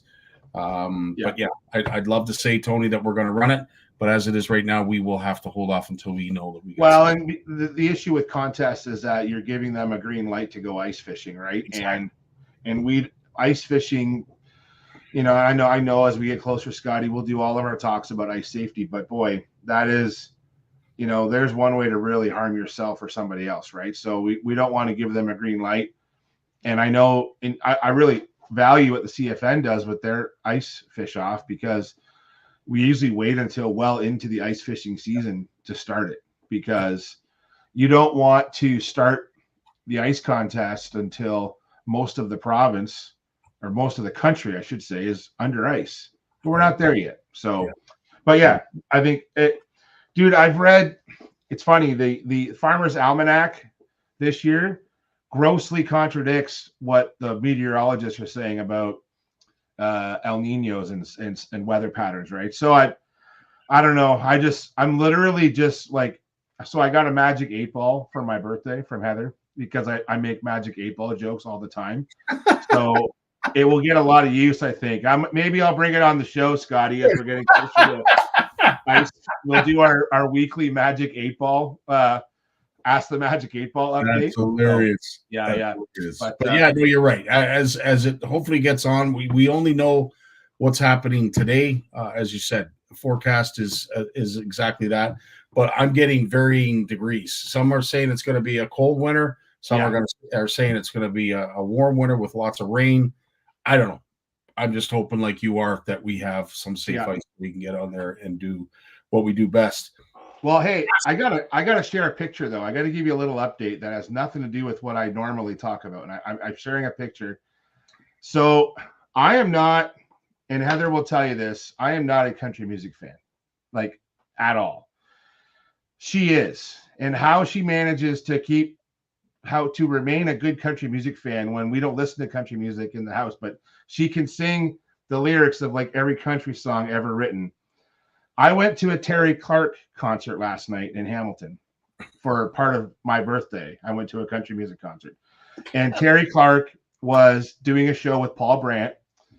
And now, but I got to give a shout out to Terry Clark. I've become a quiet Terry Clark fan, and Heather's not happy about this because now she has to share Terry Clark with me.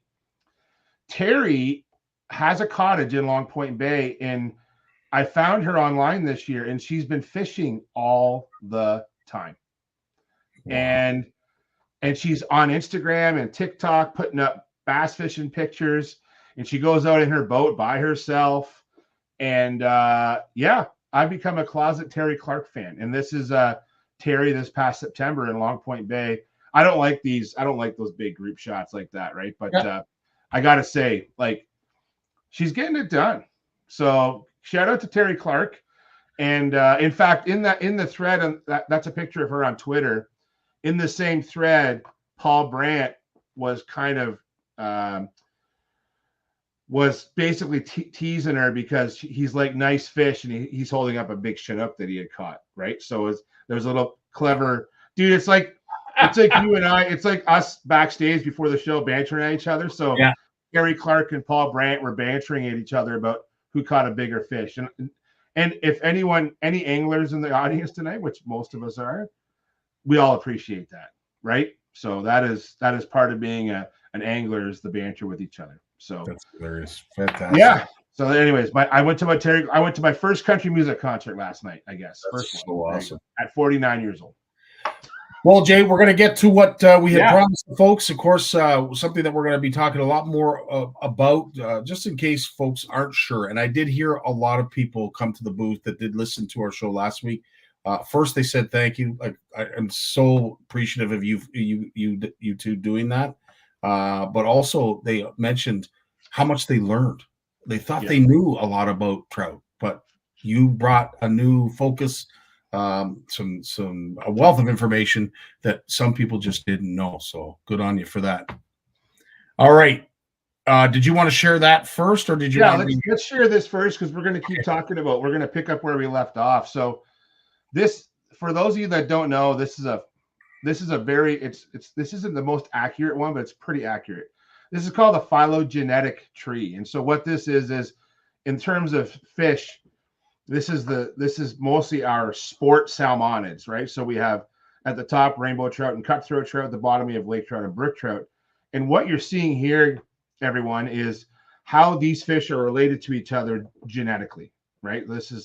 And so each group, you'll see rainbow and cutthroat are part of the same clade or the same group.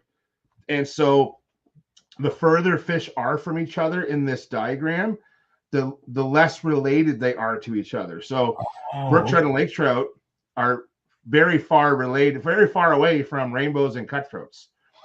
And so rainbows and cutthroats are closely related, and they're closer to Chinooks and cohos than they are to lake trout and brook trout, just as an example. So there's way more trout and salmon species out there. And if we want to get really technical, we can get into whitefish and ciscos, which are also part of the salmonid family. But just so when we're talking about trout and salmon, this is some of the pictures I have in my head when I'm trying to describe their identification. And I think for our viewers, understanding how these fish are related to each other helps us understand why they're different, why they look different. So rainbows tonight we're going to talk about the other salmon species. And I just wanted to show how rainbow trout and cutthroat trout, which we talked about cutthroat a little bit last week, how close related rainbows and cutthroats are to the other salmon species as opposed to brown trout, Atlantic salmon, lake trout, and brook trout. That's all I wanted to show, Scotty. Dude, that is so cool. I'm glad you did that. I was able to find some resources that will help describe some of the similarities and differences that you can look for when it comes to, let's say, Chinook and coho. So folks that do fish the freshwaters of the Great Lakes, you'll be appreciative of that. Also, there's a lot of similarities, and Sonia will admit, between Atlantic salmon and brown trout. I got a great little video that will show the differences that you can look for when it comes to that. But right off the hop, we'll start with this screen, and of course, we'll go through the various species. We will start with the infamous Atlantic salmon. Now, with the Atlantic salmon, just like any other salmon, except for those in the Great Lakes, it's important to note that these fish typically will thrive out in salt water, but will return to freshwater rivers and streams to spawn. Is that indicative of all salmon, Jay? So it's not the rule, but it definitely is a guideline for most of them. So what you're seeing is there's it's a behavior called anadromous movement. So you're having fish that live in salt water, migrate into fresh water to spawn, and then go back to salt water, or migrate into fresh water and they die, like some of our Pacific salmon species. You're seeing fish do the same behavior in the Great Lakes, even though they're migrating from freshwater into freshwater. But the Great Lakes are essentially their ocean. Now, there are landlocked species of salmon that like kokanee, for example, which you hear about in the West. But a lot of those fish are still using the rivers within those lakes to spawn. They don't all migrate, because I am sure if I research far enough, there are shoal spawning kokanees in some of these landlocked lakes. But Scotty, for the most part, all salmon and trout go through some sort of migration.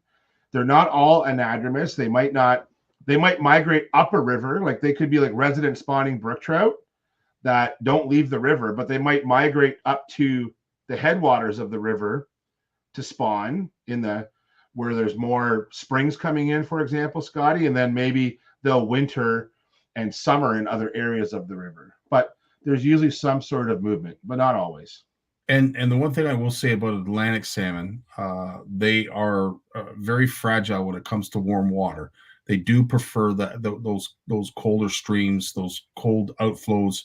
They're, as I said, they're thriving in the Atlantic Ocean, and they run up those tributaries out there. But I think it's important to know, before we started making all these man-made dams and structures, Atlantic salmon, they swam from the Atlantic all the way up into the Great Lakes many moons ago.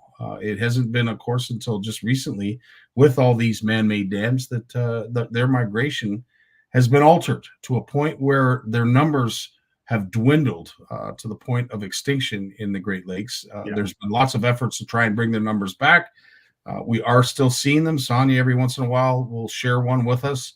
I know up in Georgian Bay, they catch the odd one that come from Bay de Noc or from the U.S.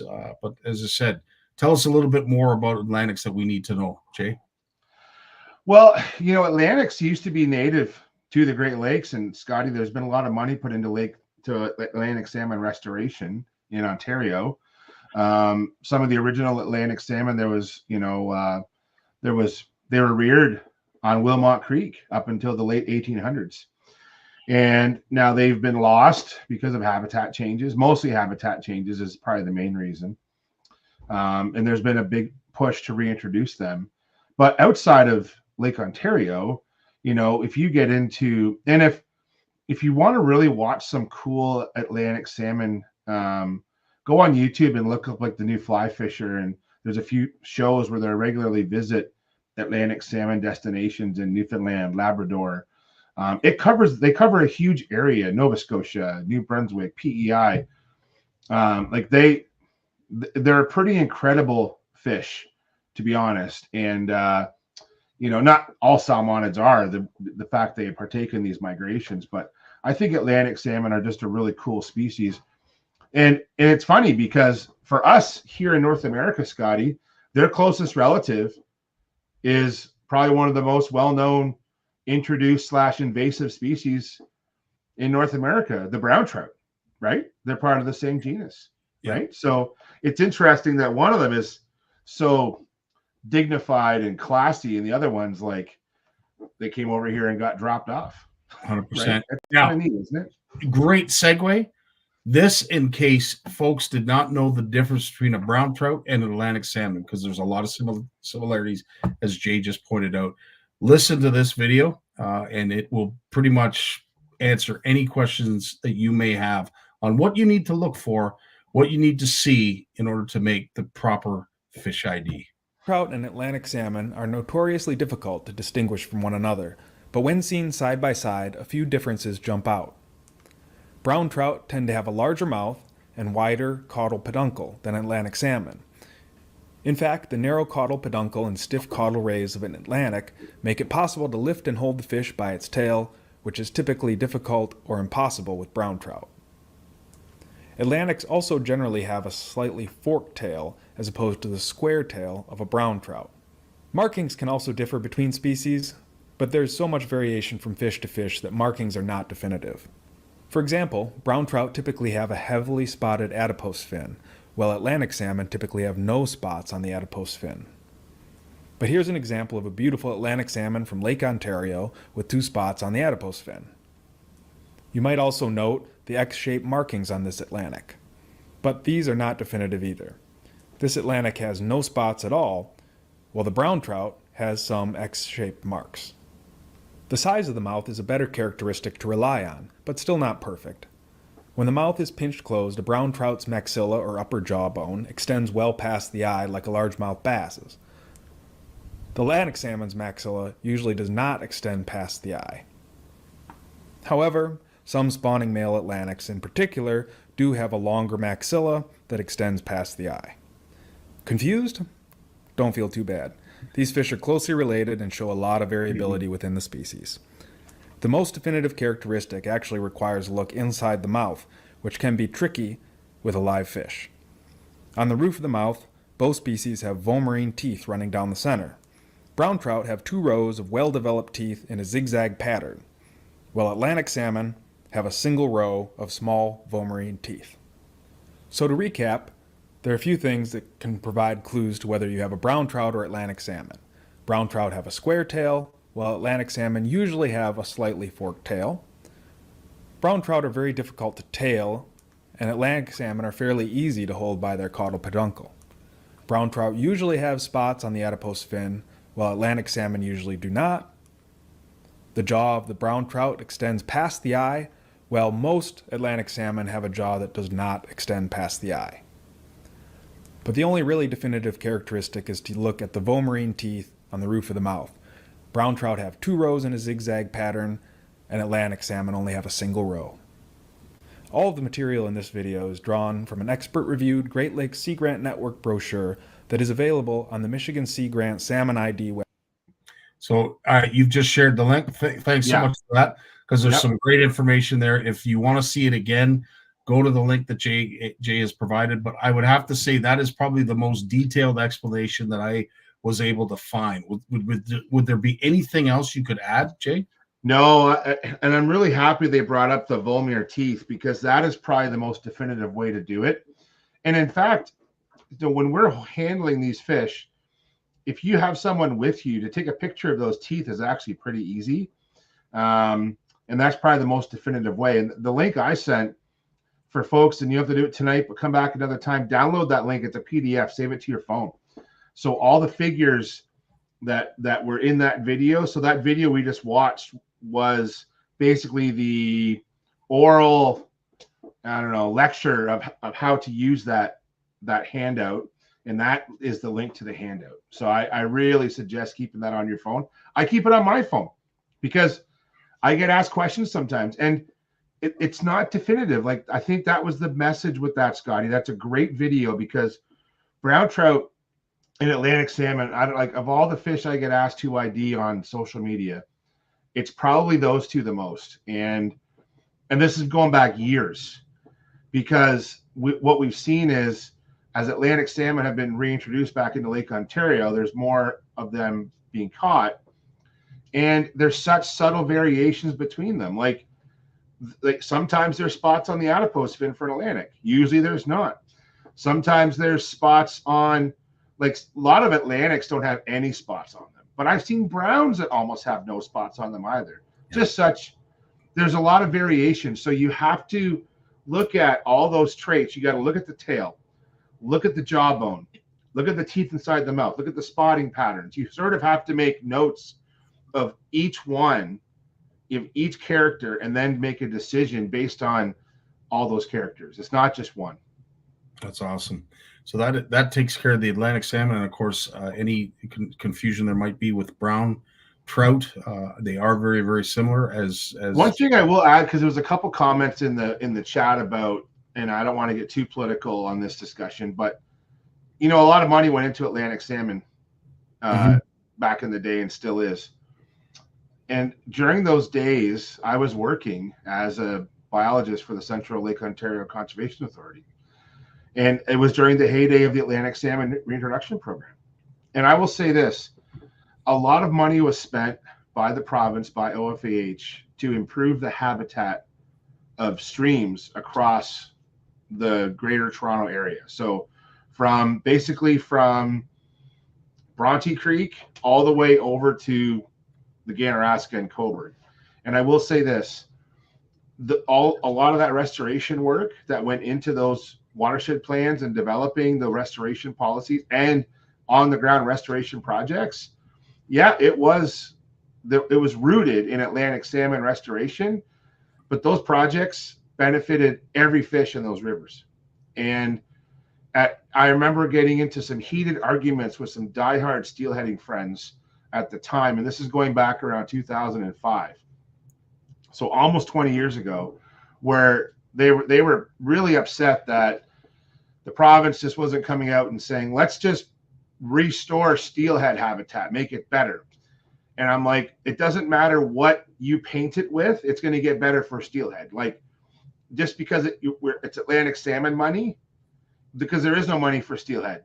But if we support the Atlantic salmon program, we're going to help the steelhead, and that's what's happened. I believe that, heart of hearts. So it was a tough pill to swallow for some, but a lot of the members of the fishing fraternity kind of changed pages a little bit because they saw the benefits of the Atlantic salmon program and how it benefited other species. So, and we see that, Jake. Great explanation. That was a great explanation. And we've seen that with other species like lake trout. There is a pattern. There's a common narrative that goes along with this.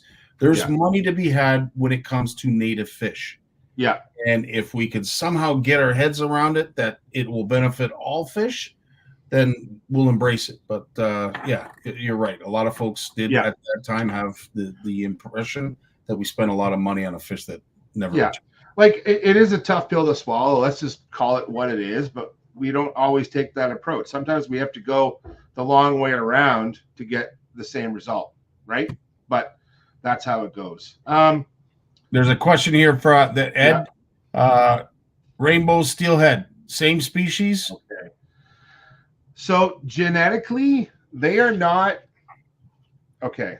So if they're a life history difference, I don't want to get into a big fight with anyone on here, but it's a life history difference. And what that means is, so some rainbow trout, when they hatch, if their parent, I'm going to guess for this point, if their parents are both of the steelhead variety that are migrating, those young will probably hatch, and at the 2-year to 3-year-old mark, they'll smolt out of the creek or river they're in to the ocean or the lake where they would go feed and then come back. But it's a life history trait. What that is, a life history is, it's what trajectory you take in your life. So Scotty, like in grade 13, I did a co-op placement. Okay. I did a co-op placement for the Long Point Conservation Authority. I could have done one for Bell Canada. If I would have done the Bell Canada co-op, I probably would have been on a different life history trajectory. Make sense? But I chose to go to LPRCA, do a co-op, went to Fleming, the rest history. Okay. So trout and salmon, in fact, a lot of fish have different life histories, and we don't know what drives it. I'll use the example of coaster brook trout in Lake Superior, right? Coaster brook trout are these large brook trout that migrate out of coastal rivers of Lake Superior back into Lake Superior to feed and then come back to spawn, and they get big. Like the world record brook trout that was caught from the Nipigon River, 14 pounds by the doctor. Oh my goodness, someone will know on here, but I'm losing my mind tonight.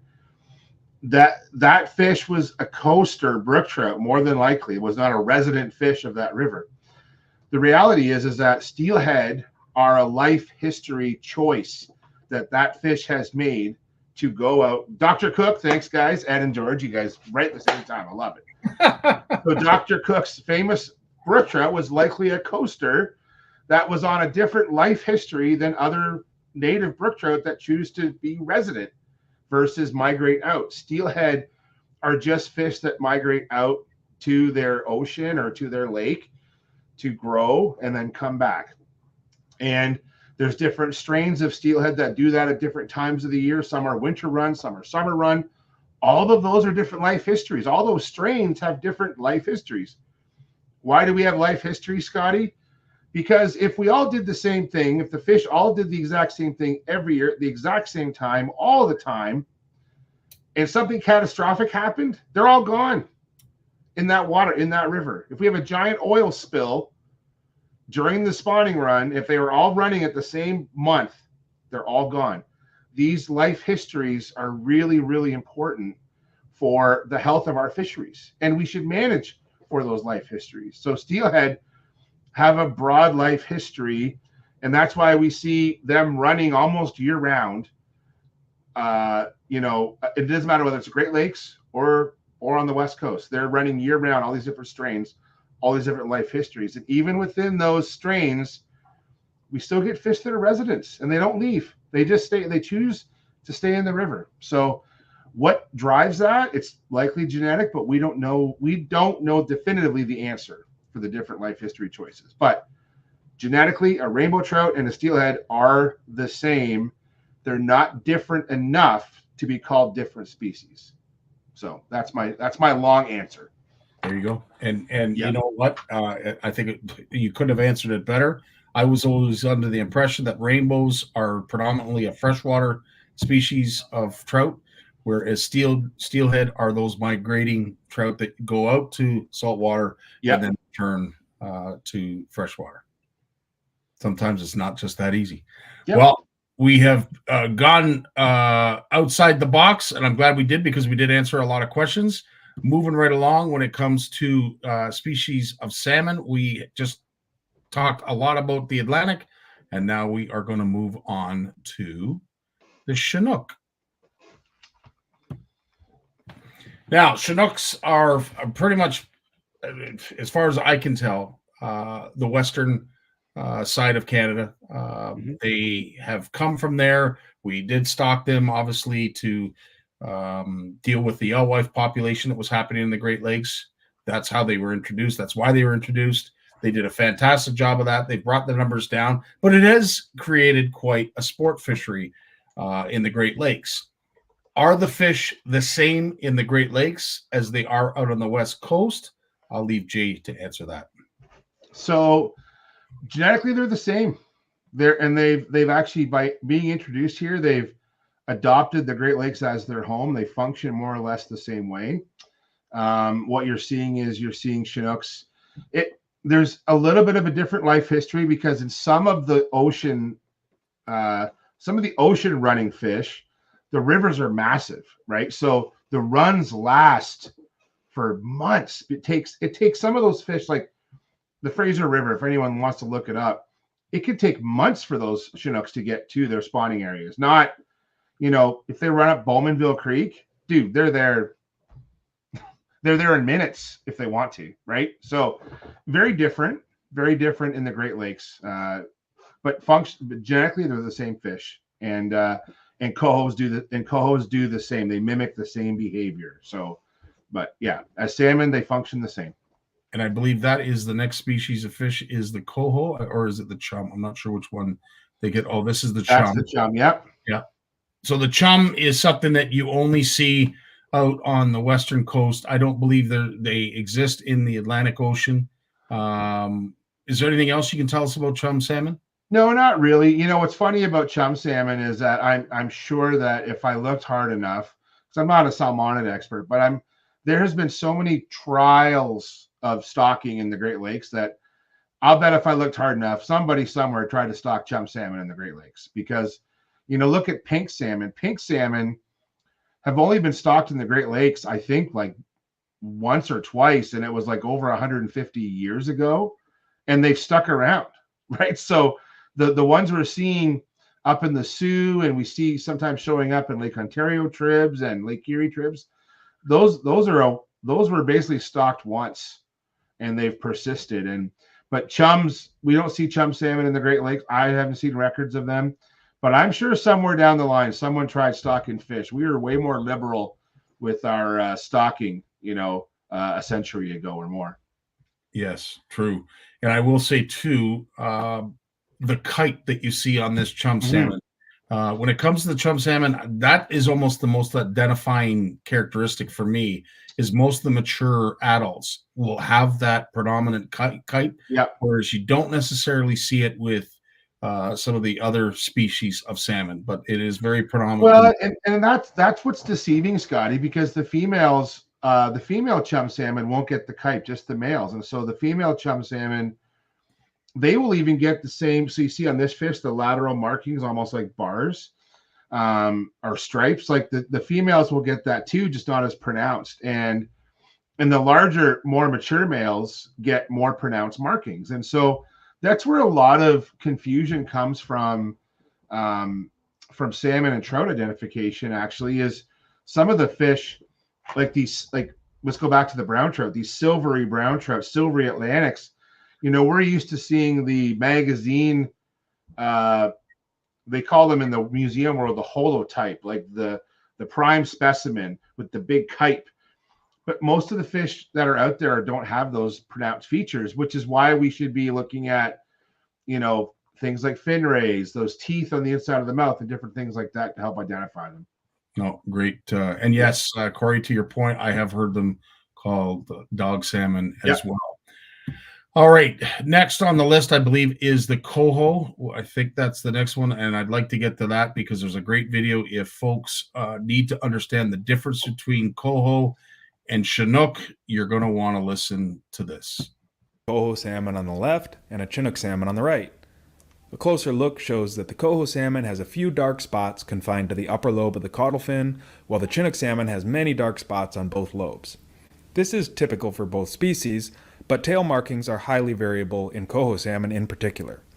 Here we have a Lake Huron coho that shows several spots on the lower lobe of the tail, and a Lake Michigan Chinook with only a scattering of spots on both lobes. This coho salmon from Lake Superior actually has more spots on both lobes than the Chinook example, so tail spots alone are not enough to ID Chinook and coho. To get a better idea of what you have, take a look inside the mouth. At first glance, you can see the inside of the coho's mouth is lighter. A closer look reveals that the teeth in the lower jaw are set into white gums in the coho, while the Chinook salmon has black gums in addition to black coloration further inside the mouth. Once again, there is some variation from one fish to the next. Here, both fish have a mix of light and dark pigmentation inside the mouth.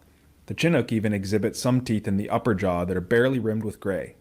However, the lower jaw of this Chinook clearly has black gums, while the coho's lower jaw has white gums. These two fish show the same pattern, but this particular coho has much lighter gray coloration inside the mouth. With poor lighting or live flopping fish, it can be easy to mistake a coho like this for a steelhead, which has both white gums and white inside the mouth. This is why I personally prefer to use the anal fin shape to rule out steelhead instead of mouth and gum coloration. A quick look at coho and Chinook salmon anal fins reveals that there are some differences here too. To better describe the difference in shape, start by visualizing a point 2/3 of the length from the first anal fin ray to the end of the anal fin base. In coho salmon, the tip of the longest fin ray will extend beyond this point when the anal fin is depressed. In Chinook salmon, it will not. Of course, there is some variation, but for adult cohos, so what it goes on to say is it basically that tail goes into that slot of the green, indicating that it's one species and not another. So great depiction there as well. I'm so glad that this I forget what it is again. Sea Grant. Sea Grant, yeah, Sea Grant. So every state in the U.S. has or I shouldn't say every state. Great Lakes State has a Sea Grant program, and this literature was developed out of I think it was the Wisconsin Sea Grant or New York Sea Grant program, and like these markings that they're talking about, again, they can be inconsistent at times, but if we photo document these things properly, Scotty, like we don't have to, it doesn't take much to figure out what things are. So I'll give you an example. When you're taking a photo of any of these salmonids, if you put them flat on a surface and you get a picture of the whole fish, right? This is what we've learned in the last 2 episodes. The whole fish, you can get a picture of it.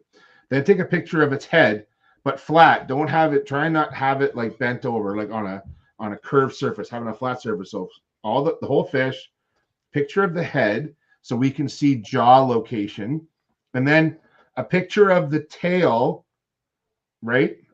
And also the anal fin in the same shot. And if you can, hold out the anal fin so you can count the rays and look at the shape of the fin.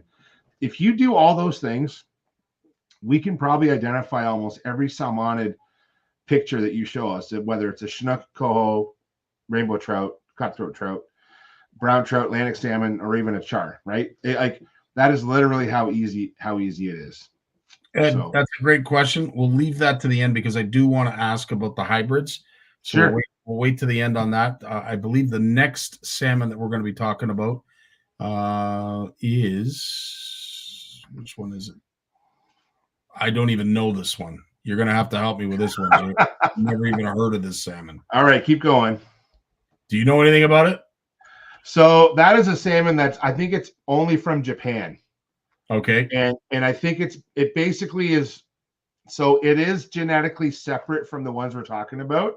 And I'm pretty sure it's closest related to a coho. But remember, in the Pacific Ocean, right? Salmon run, they're not just these ocean run fish are not just on the West Coast, they're also on the other side of the ocean, right? True. So they're running the east side of the Pacific, which is up the Rockies, and also down into the Andes in South America. There are salmonids that move. There's lake run brown trout down there, ocean run brown trout. And then you're also seeing that in Japan as well, and up into Russia and those countries, and that would be up in that would be in the Western Pacific, right? So yeah, it's happening all across the Pacific. So this is probably, without knowing, it is a Japanese salmon they've probably done enough genetic testing on it to find out that it is genetically unique. And I'm guessing it's from what I just did a quick search here when you showed that picture, because I've heard of it. And my guess is it's very close to a coho versus a Chinook, but it's still a unique species. And I would have to say too, when they're at that size, and I'm going to say that's just very close to the smolt size. Yeah, it does have some unique similarities to the Chinook. Those spots are a dead giveaway when it comes to the similarities. But yeah, when I saw that Masu, I'm hoping Jay knows what that is, because I've never heard of that species. And actually too, if you look up, there's also, so the document that we shared, you can go through the IDs for the adults, but there's also information in that document about the juveniles and how to tell the juveniles apart from each other. Because the juveniles, it's not so much they're harder, but it's almost a different seminar, Scotty, on juvenile salmonids, because they haven't developed the adult traits. But some of the adult traits are the same. They're that anal fin ray, that anal fin shape that we talked about with steelhead and cohos, that still applies even on a smaller size. But because they're smaller, it's harder to see. That's all. Great. I'm so glad you're here. There would have been a lot of empty and not a lot of talking for the last 10 minutes, because try and forget it. There's no point. I didn't even know what this species was. Now I believe we're going to be talking about the pink salmon. That's next, because they are indicative of that hump that you see. Yeah, that's the pink. So I have heard that pink salmon have come from fish that have escaped from pens, that they weren't typically stocked in the Great Lakes. They showed up there by accident. Is there any truth to any of that, Jay? Well, actually, George nailed it in the comments. So originally, an experiment stocked pinks into tributaries of James and Hudson Bay to try and provide more food security for indigenous people. And the original pink salmon in the Great Lakes are escapees from the Thunder Bay area. That's it right there. So, I'll give it to George. But that happened over a century ago. I'm quite sure it happened over a century ago. So, like, even before we had, the alewife crisis in the 50s and 60s, like, this happened a long time ago with pink salmon. So they've been here a long time, long time. Good to know. And as I said, typically they are a smaller fish. They don't grow to the size of a king, coho, or maybe I guess there's some similarities to Atlantic, but the indicative thing, what you will see, and I don't know if it's just male or female, is that hump, that very outspoken hump on the back of those fish. That is when you have a pink. Is there anything else that's indicative of? Well, yeah, the hump is pretty indicative, from what I understand, is basically it's an attribute of the males when they're mature and they're ready to spawn. So when caught in the lake, be it male or female pink, you probably won't see that hump. It probably won't be pronounced. It's only going to form as the male becomes ready to spawn. Makes sense. All right, moving right along. I believe it is the sockeye that's up next. Yeah, the sockeye. Now, I will have to say, of all the salmon, this for me is the most delicious smoked. Smoked sockeye salmon it makes my mouth water. These are the fish that I believe are at great risk out on the West Coast. They are historically and traditionally one of the most valuable salmon when it comes to those that run these rivers, because you see them littered all over the riverbeds. This is the reason that you have such growth in the trees out there, because these fish, when they finish spawn, they die. The nutrients that they add to the system is just off the charts. But take it from there, Jay. Is there anything else I missed? No, and I we'll go back to, actually, I'm gonna see if I can share that screen one more time.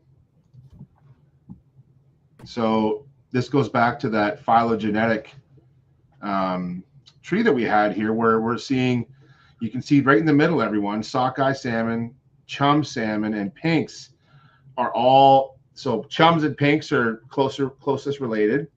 And then their cousin is the sockeye right there. And, genetically, we can assume that those three are very closely related based on how they're connected in that tree. So they're very similar species to their other cousins that are in that same. Now, are sockeye always red, or they just turn that color when they're starting to run the river? That is, again, that's a male attribute. You're not going to see that much color change in the females. Just that the males get that emerald green head and that red side, and it's not always as pronounced as we think it is, but I think that color pattern, just like a lot of the fish we're looking at here tonight, Scotty, a lot of the fish we're looking at is, these are sort of I call them the field guide pictures, right? Mm-hmm. So if we're going to look up a fish in the field guide, that's what we're looking at. But the document that we've been looking at tonight, it has the spawning colors and spawning attributes of these fish, but it also has the sort of lake or non-spawning or ocean version of those fish as well. Because at the end of the day, Scotty, attributes like spotting patterns, anal fin rays, fin shape, those things don't change. The colors of the fish might change, but those attributes do not change. The mouth size, things like that, those don't change. So it's important. We don't want to get blinded by the colors of the fish as much as we want to look at the true physical characteristics and tell them apart. So one last thing, great job yet again, Jay, explaining all the things that we need to look for when it comes to identifying these fish. Lawrence talked about it in his segment. The whirling disease is something that is indicative of both trout and salmon. When it comes to the aquaculture side of things, this is where we see whirling disease show up. Can you explain to the audience what whirling disease is? Yeah, I'm not 100% big on whirling disease, but all I know is that it's a swimming behavior, and it's caused by a parasite that invades the nervous system of a fish. So, so it's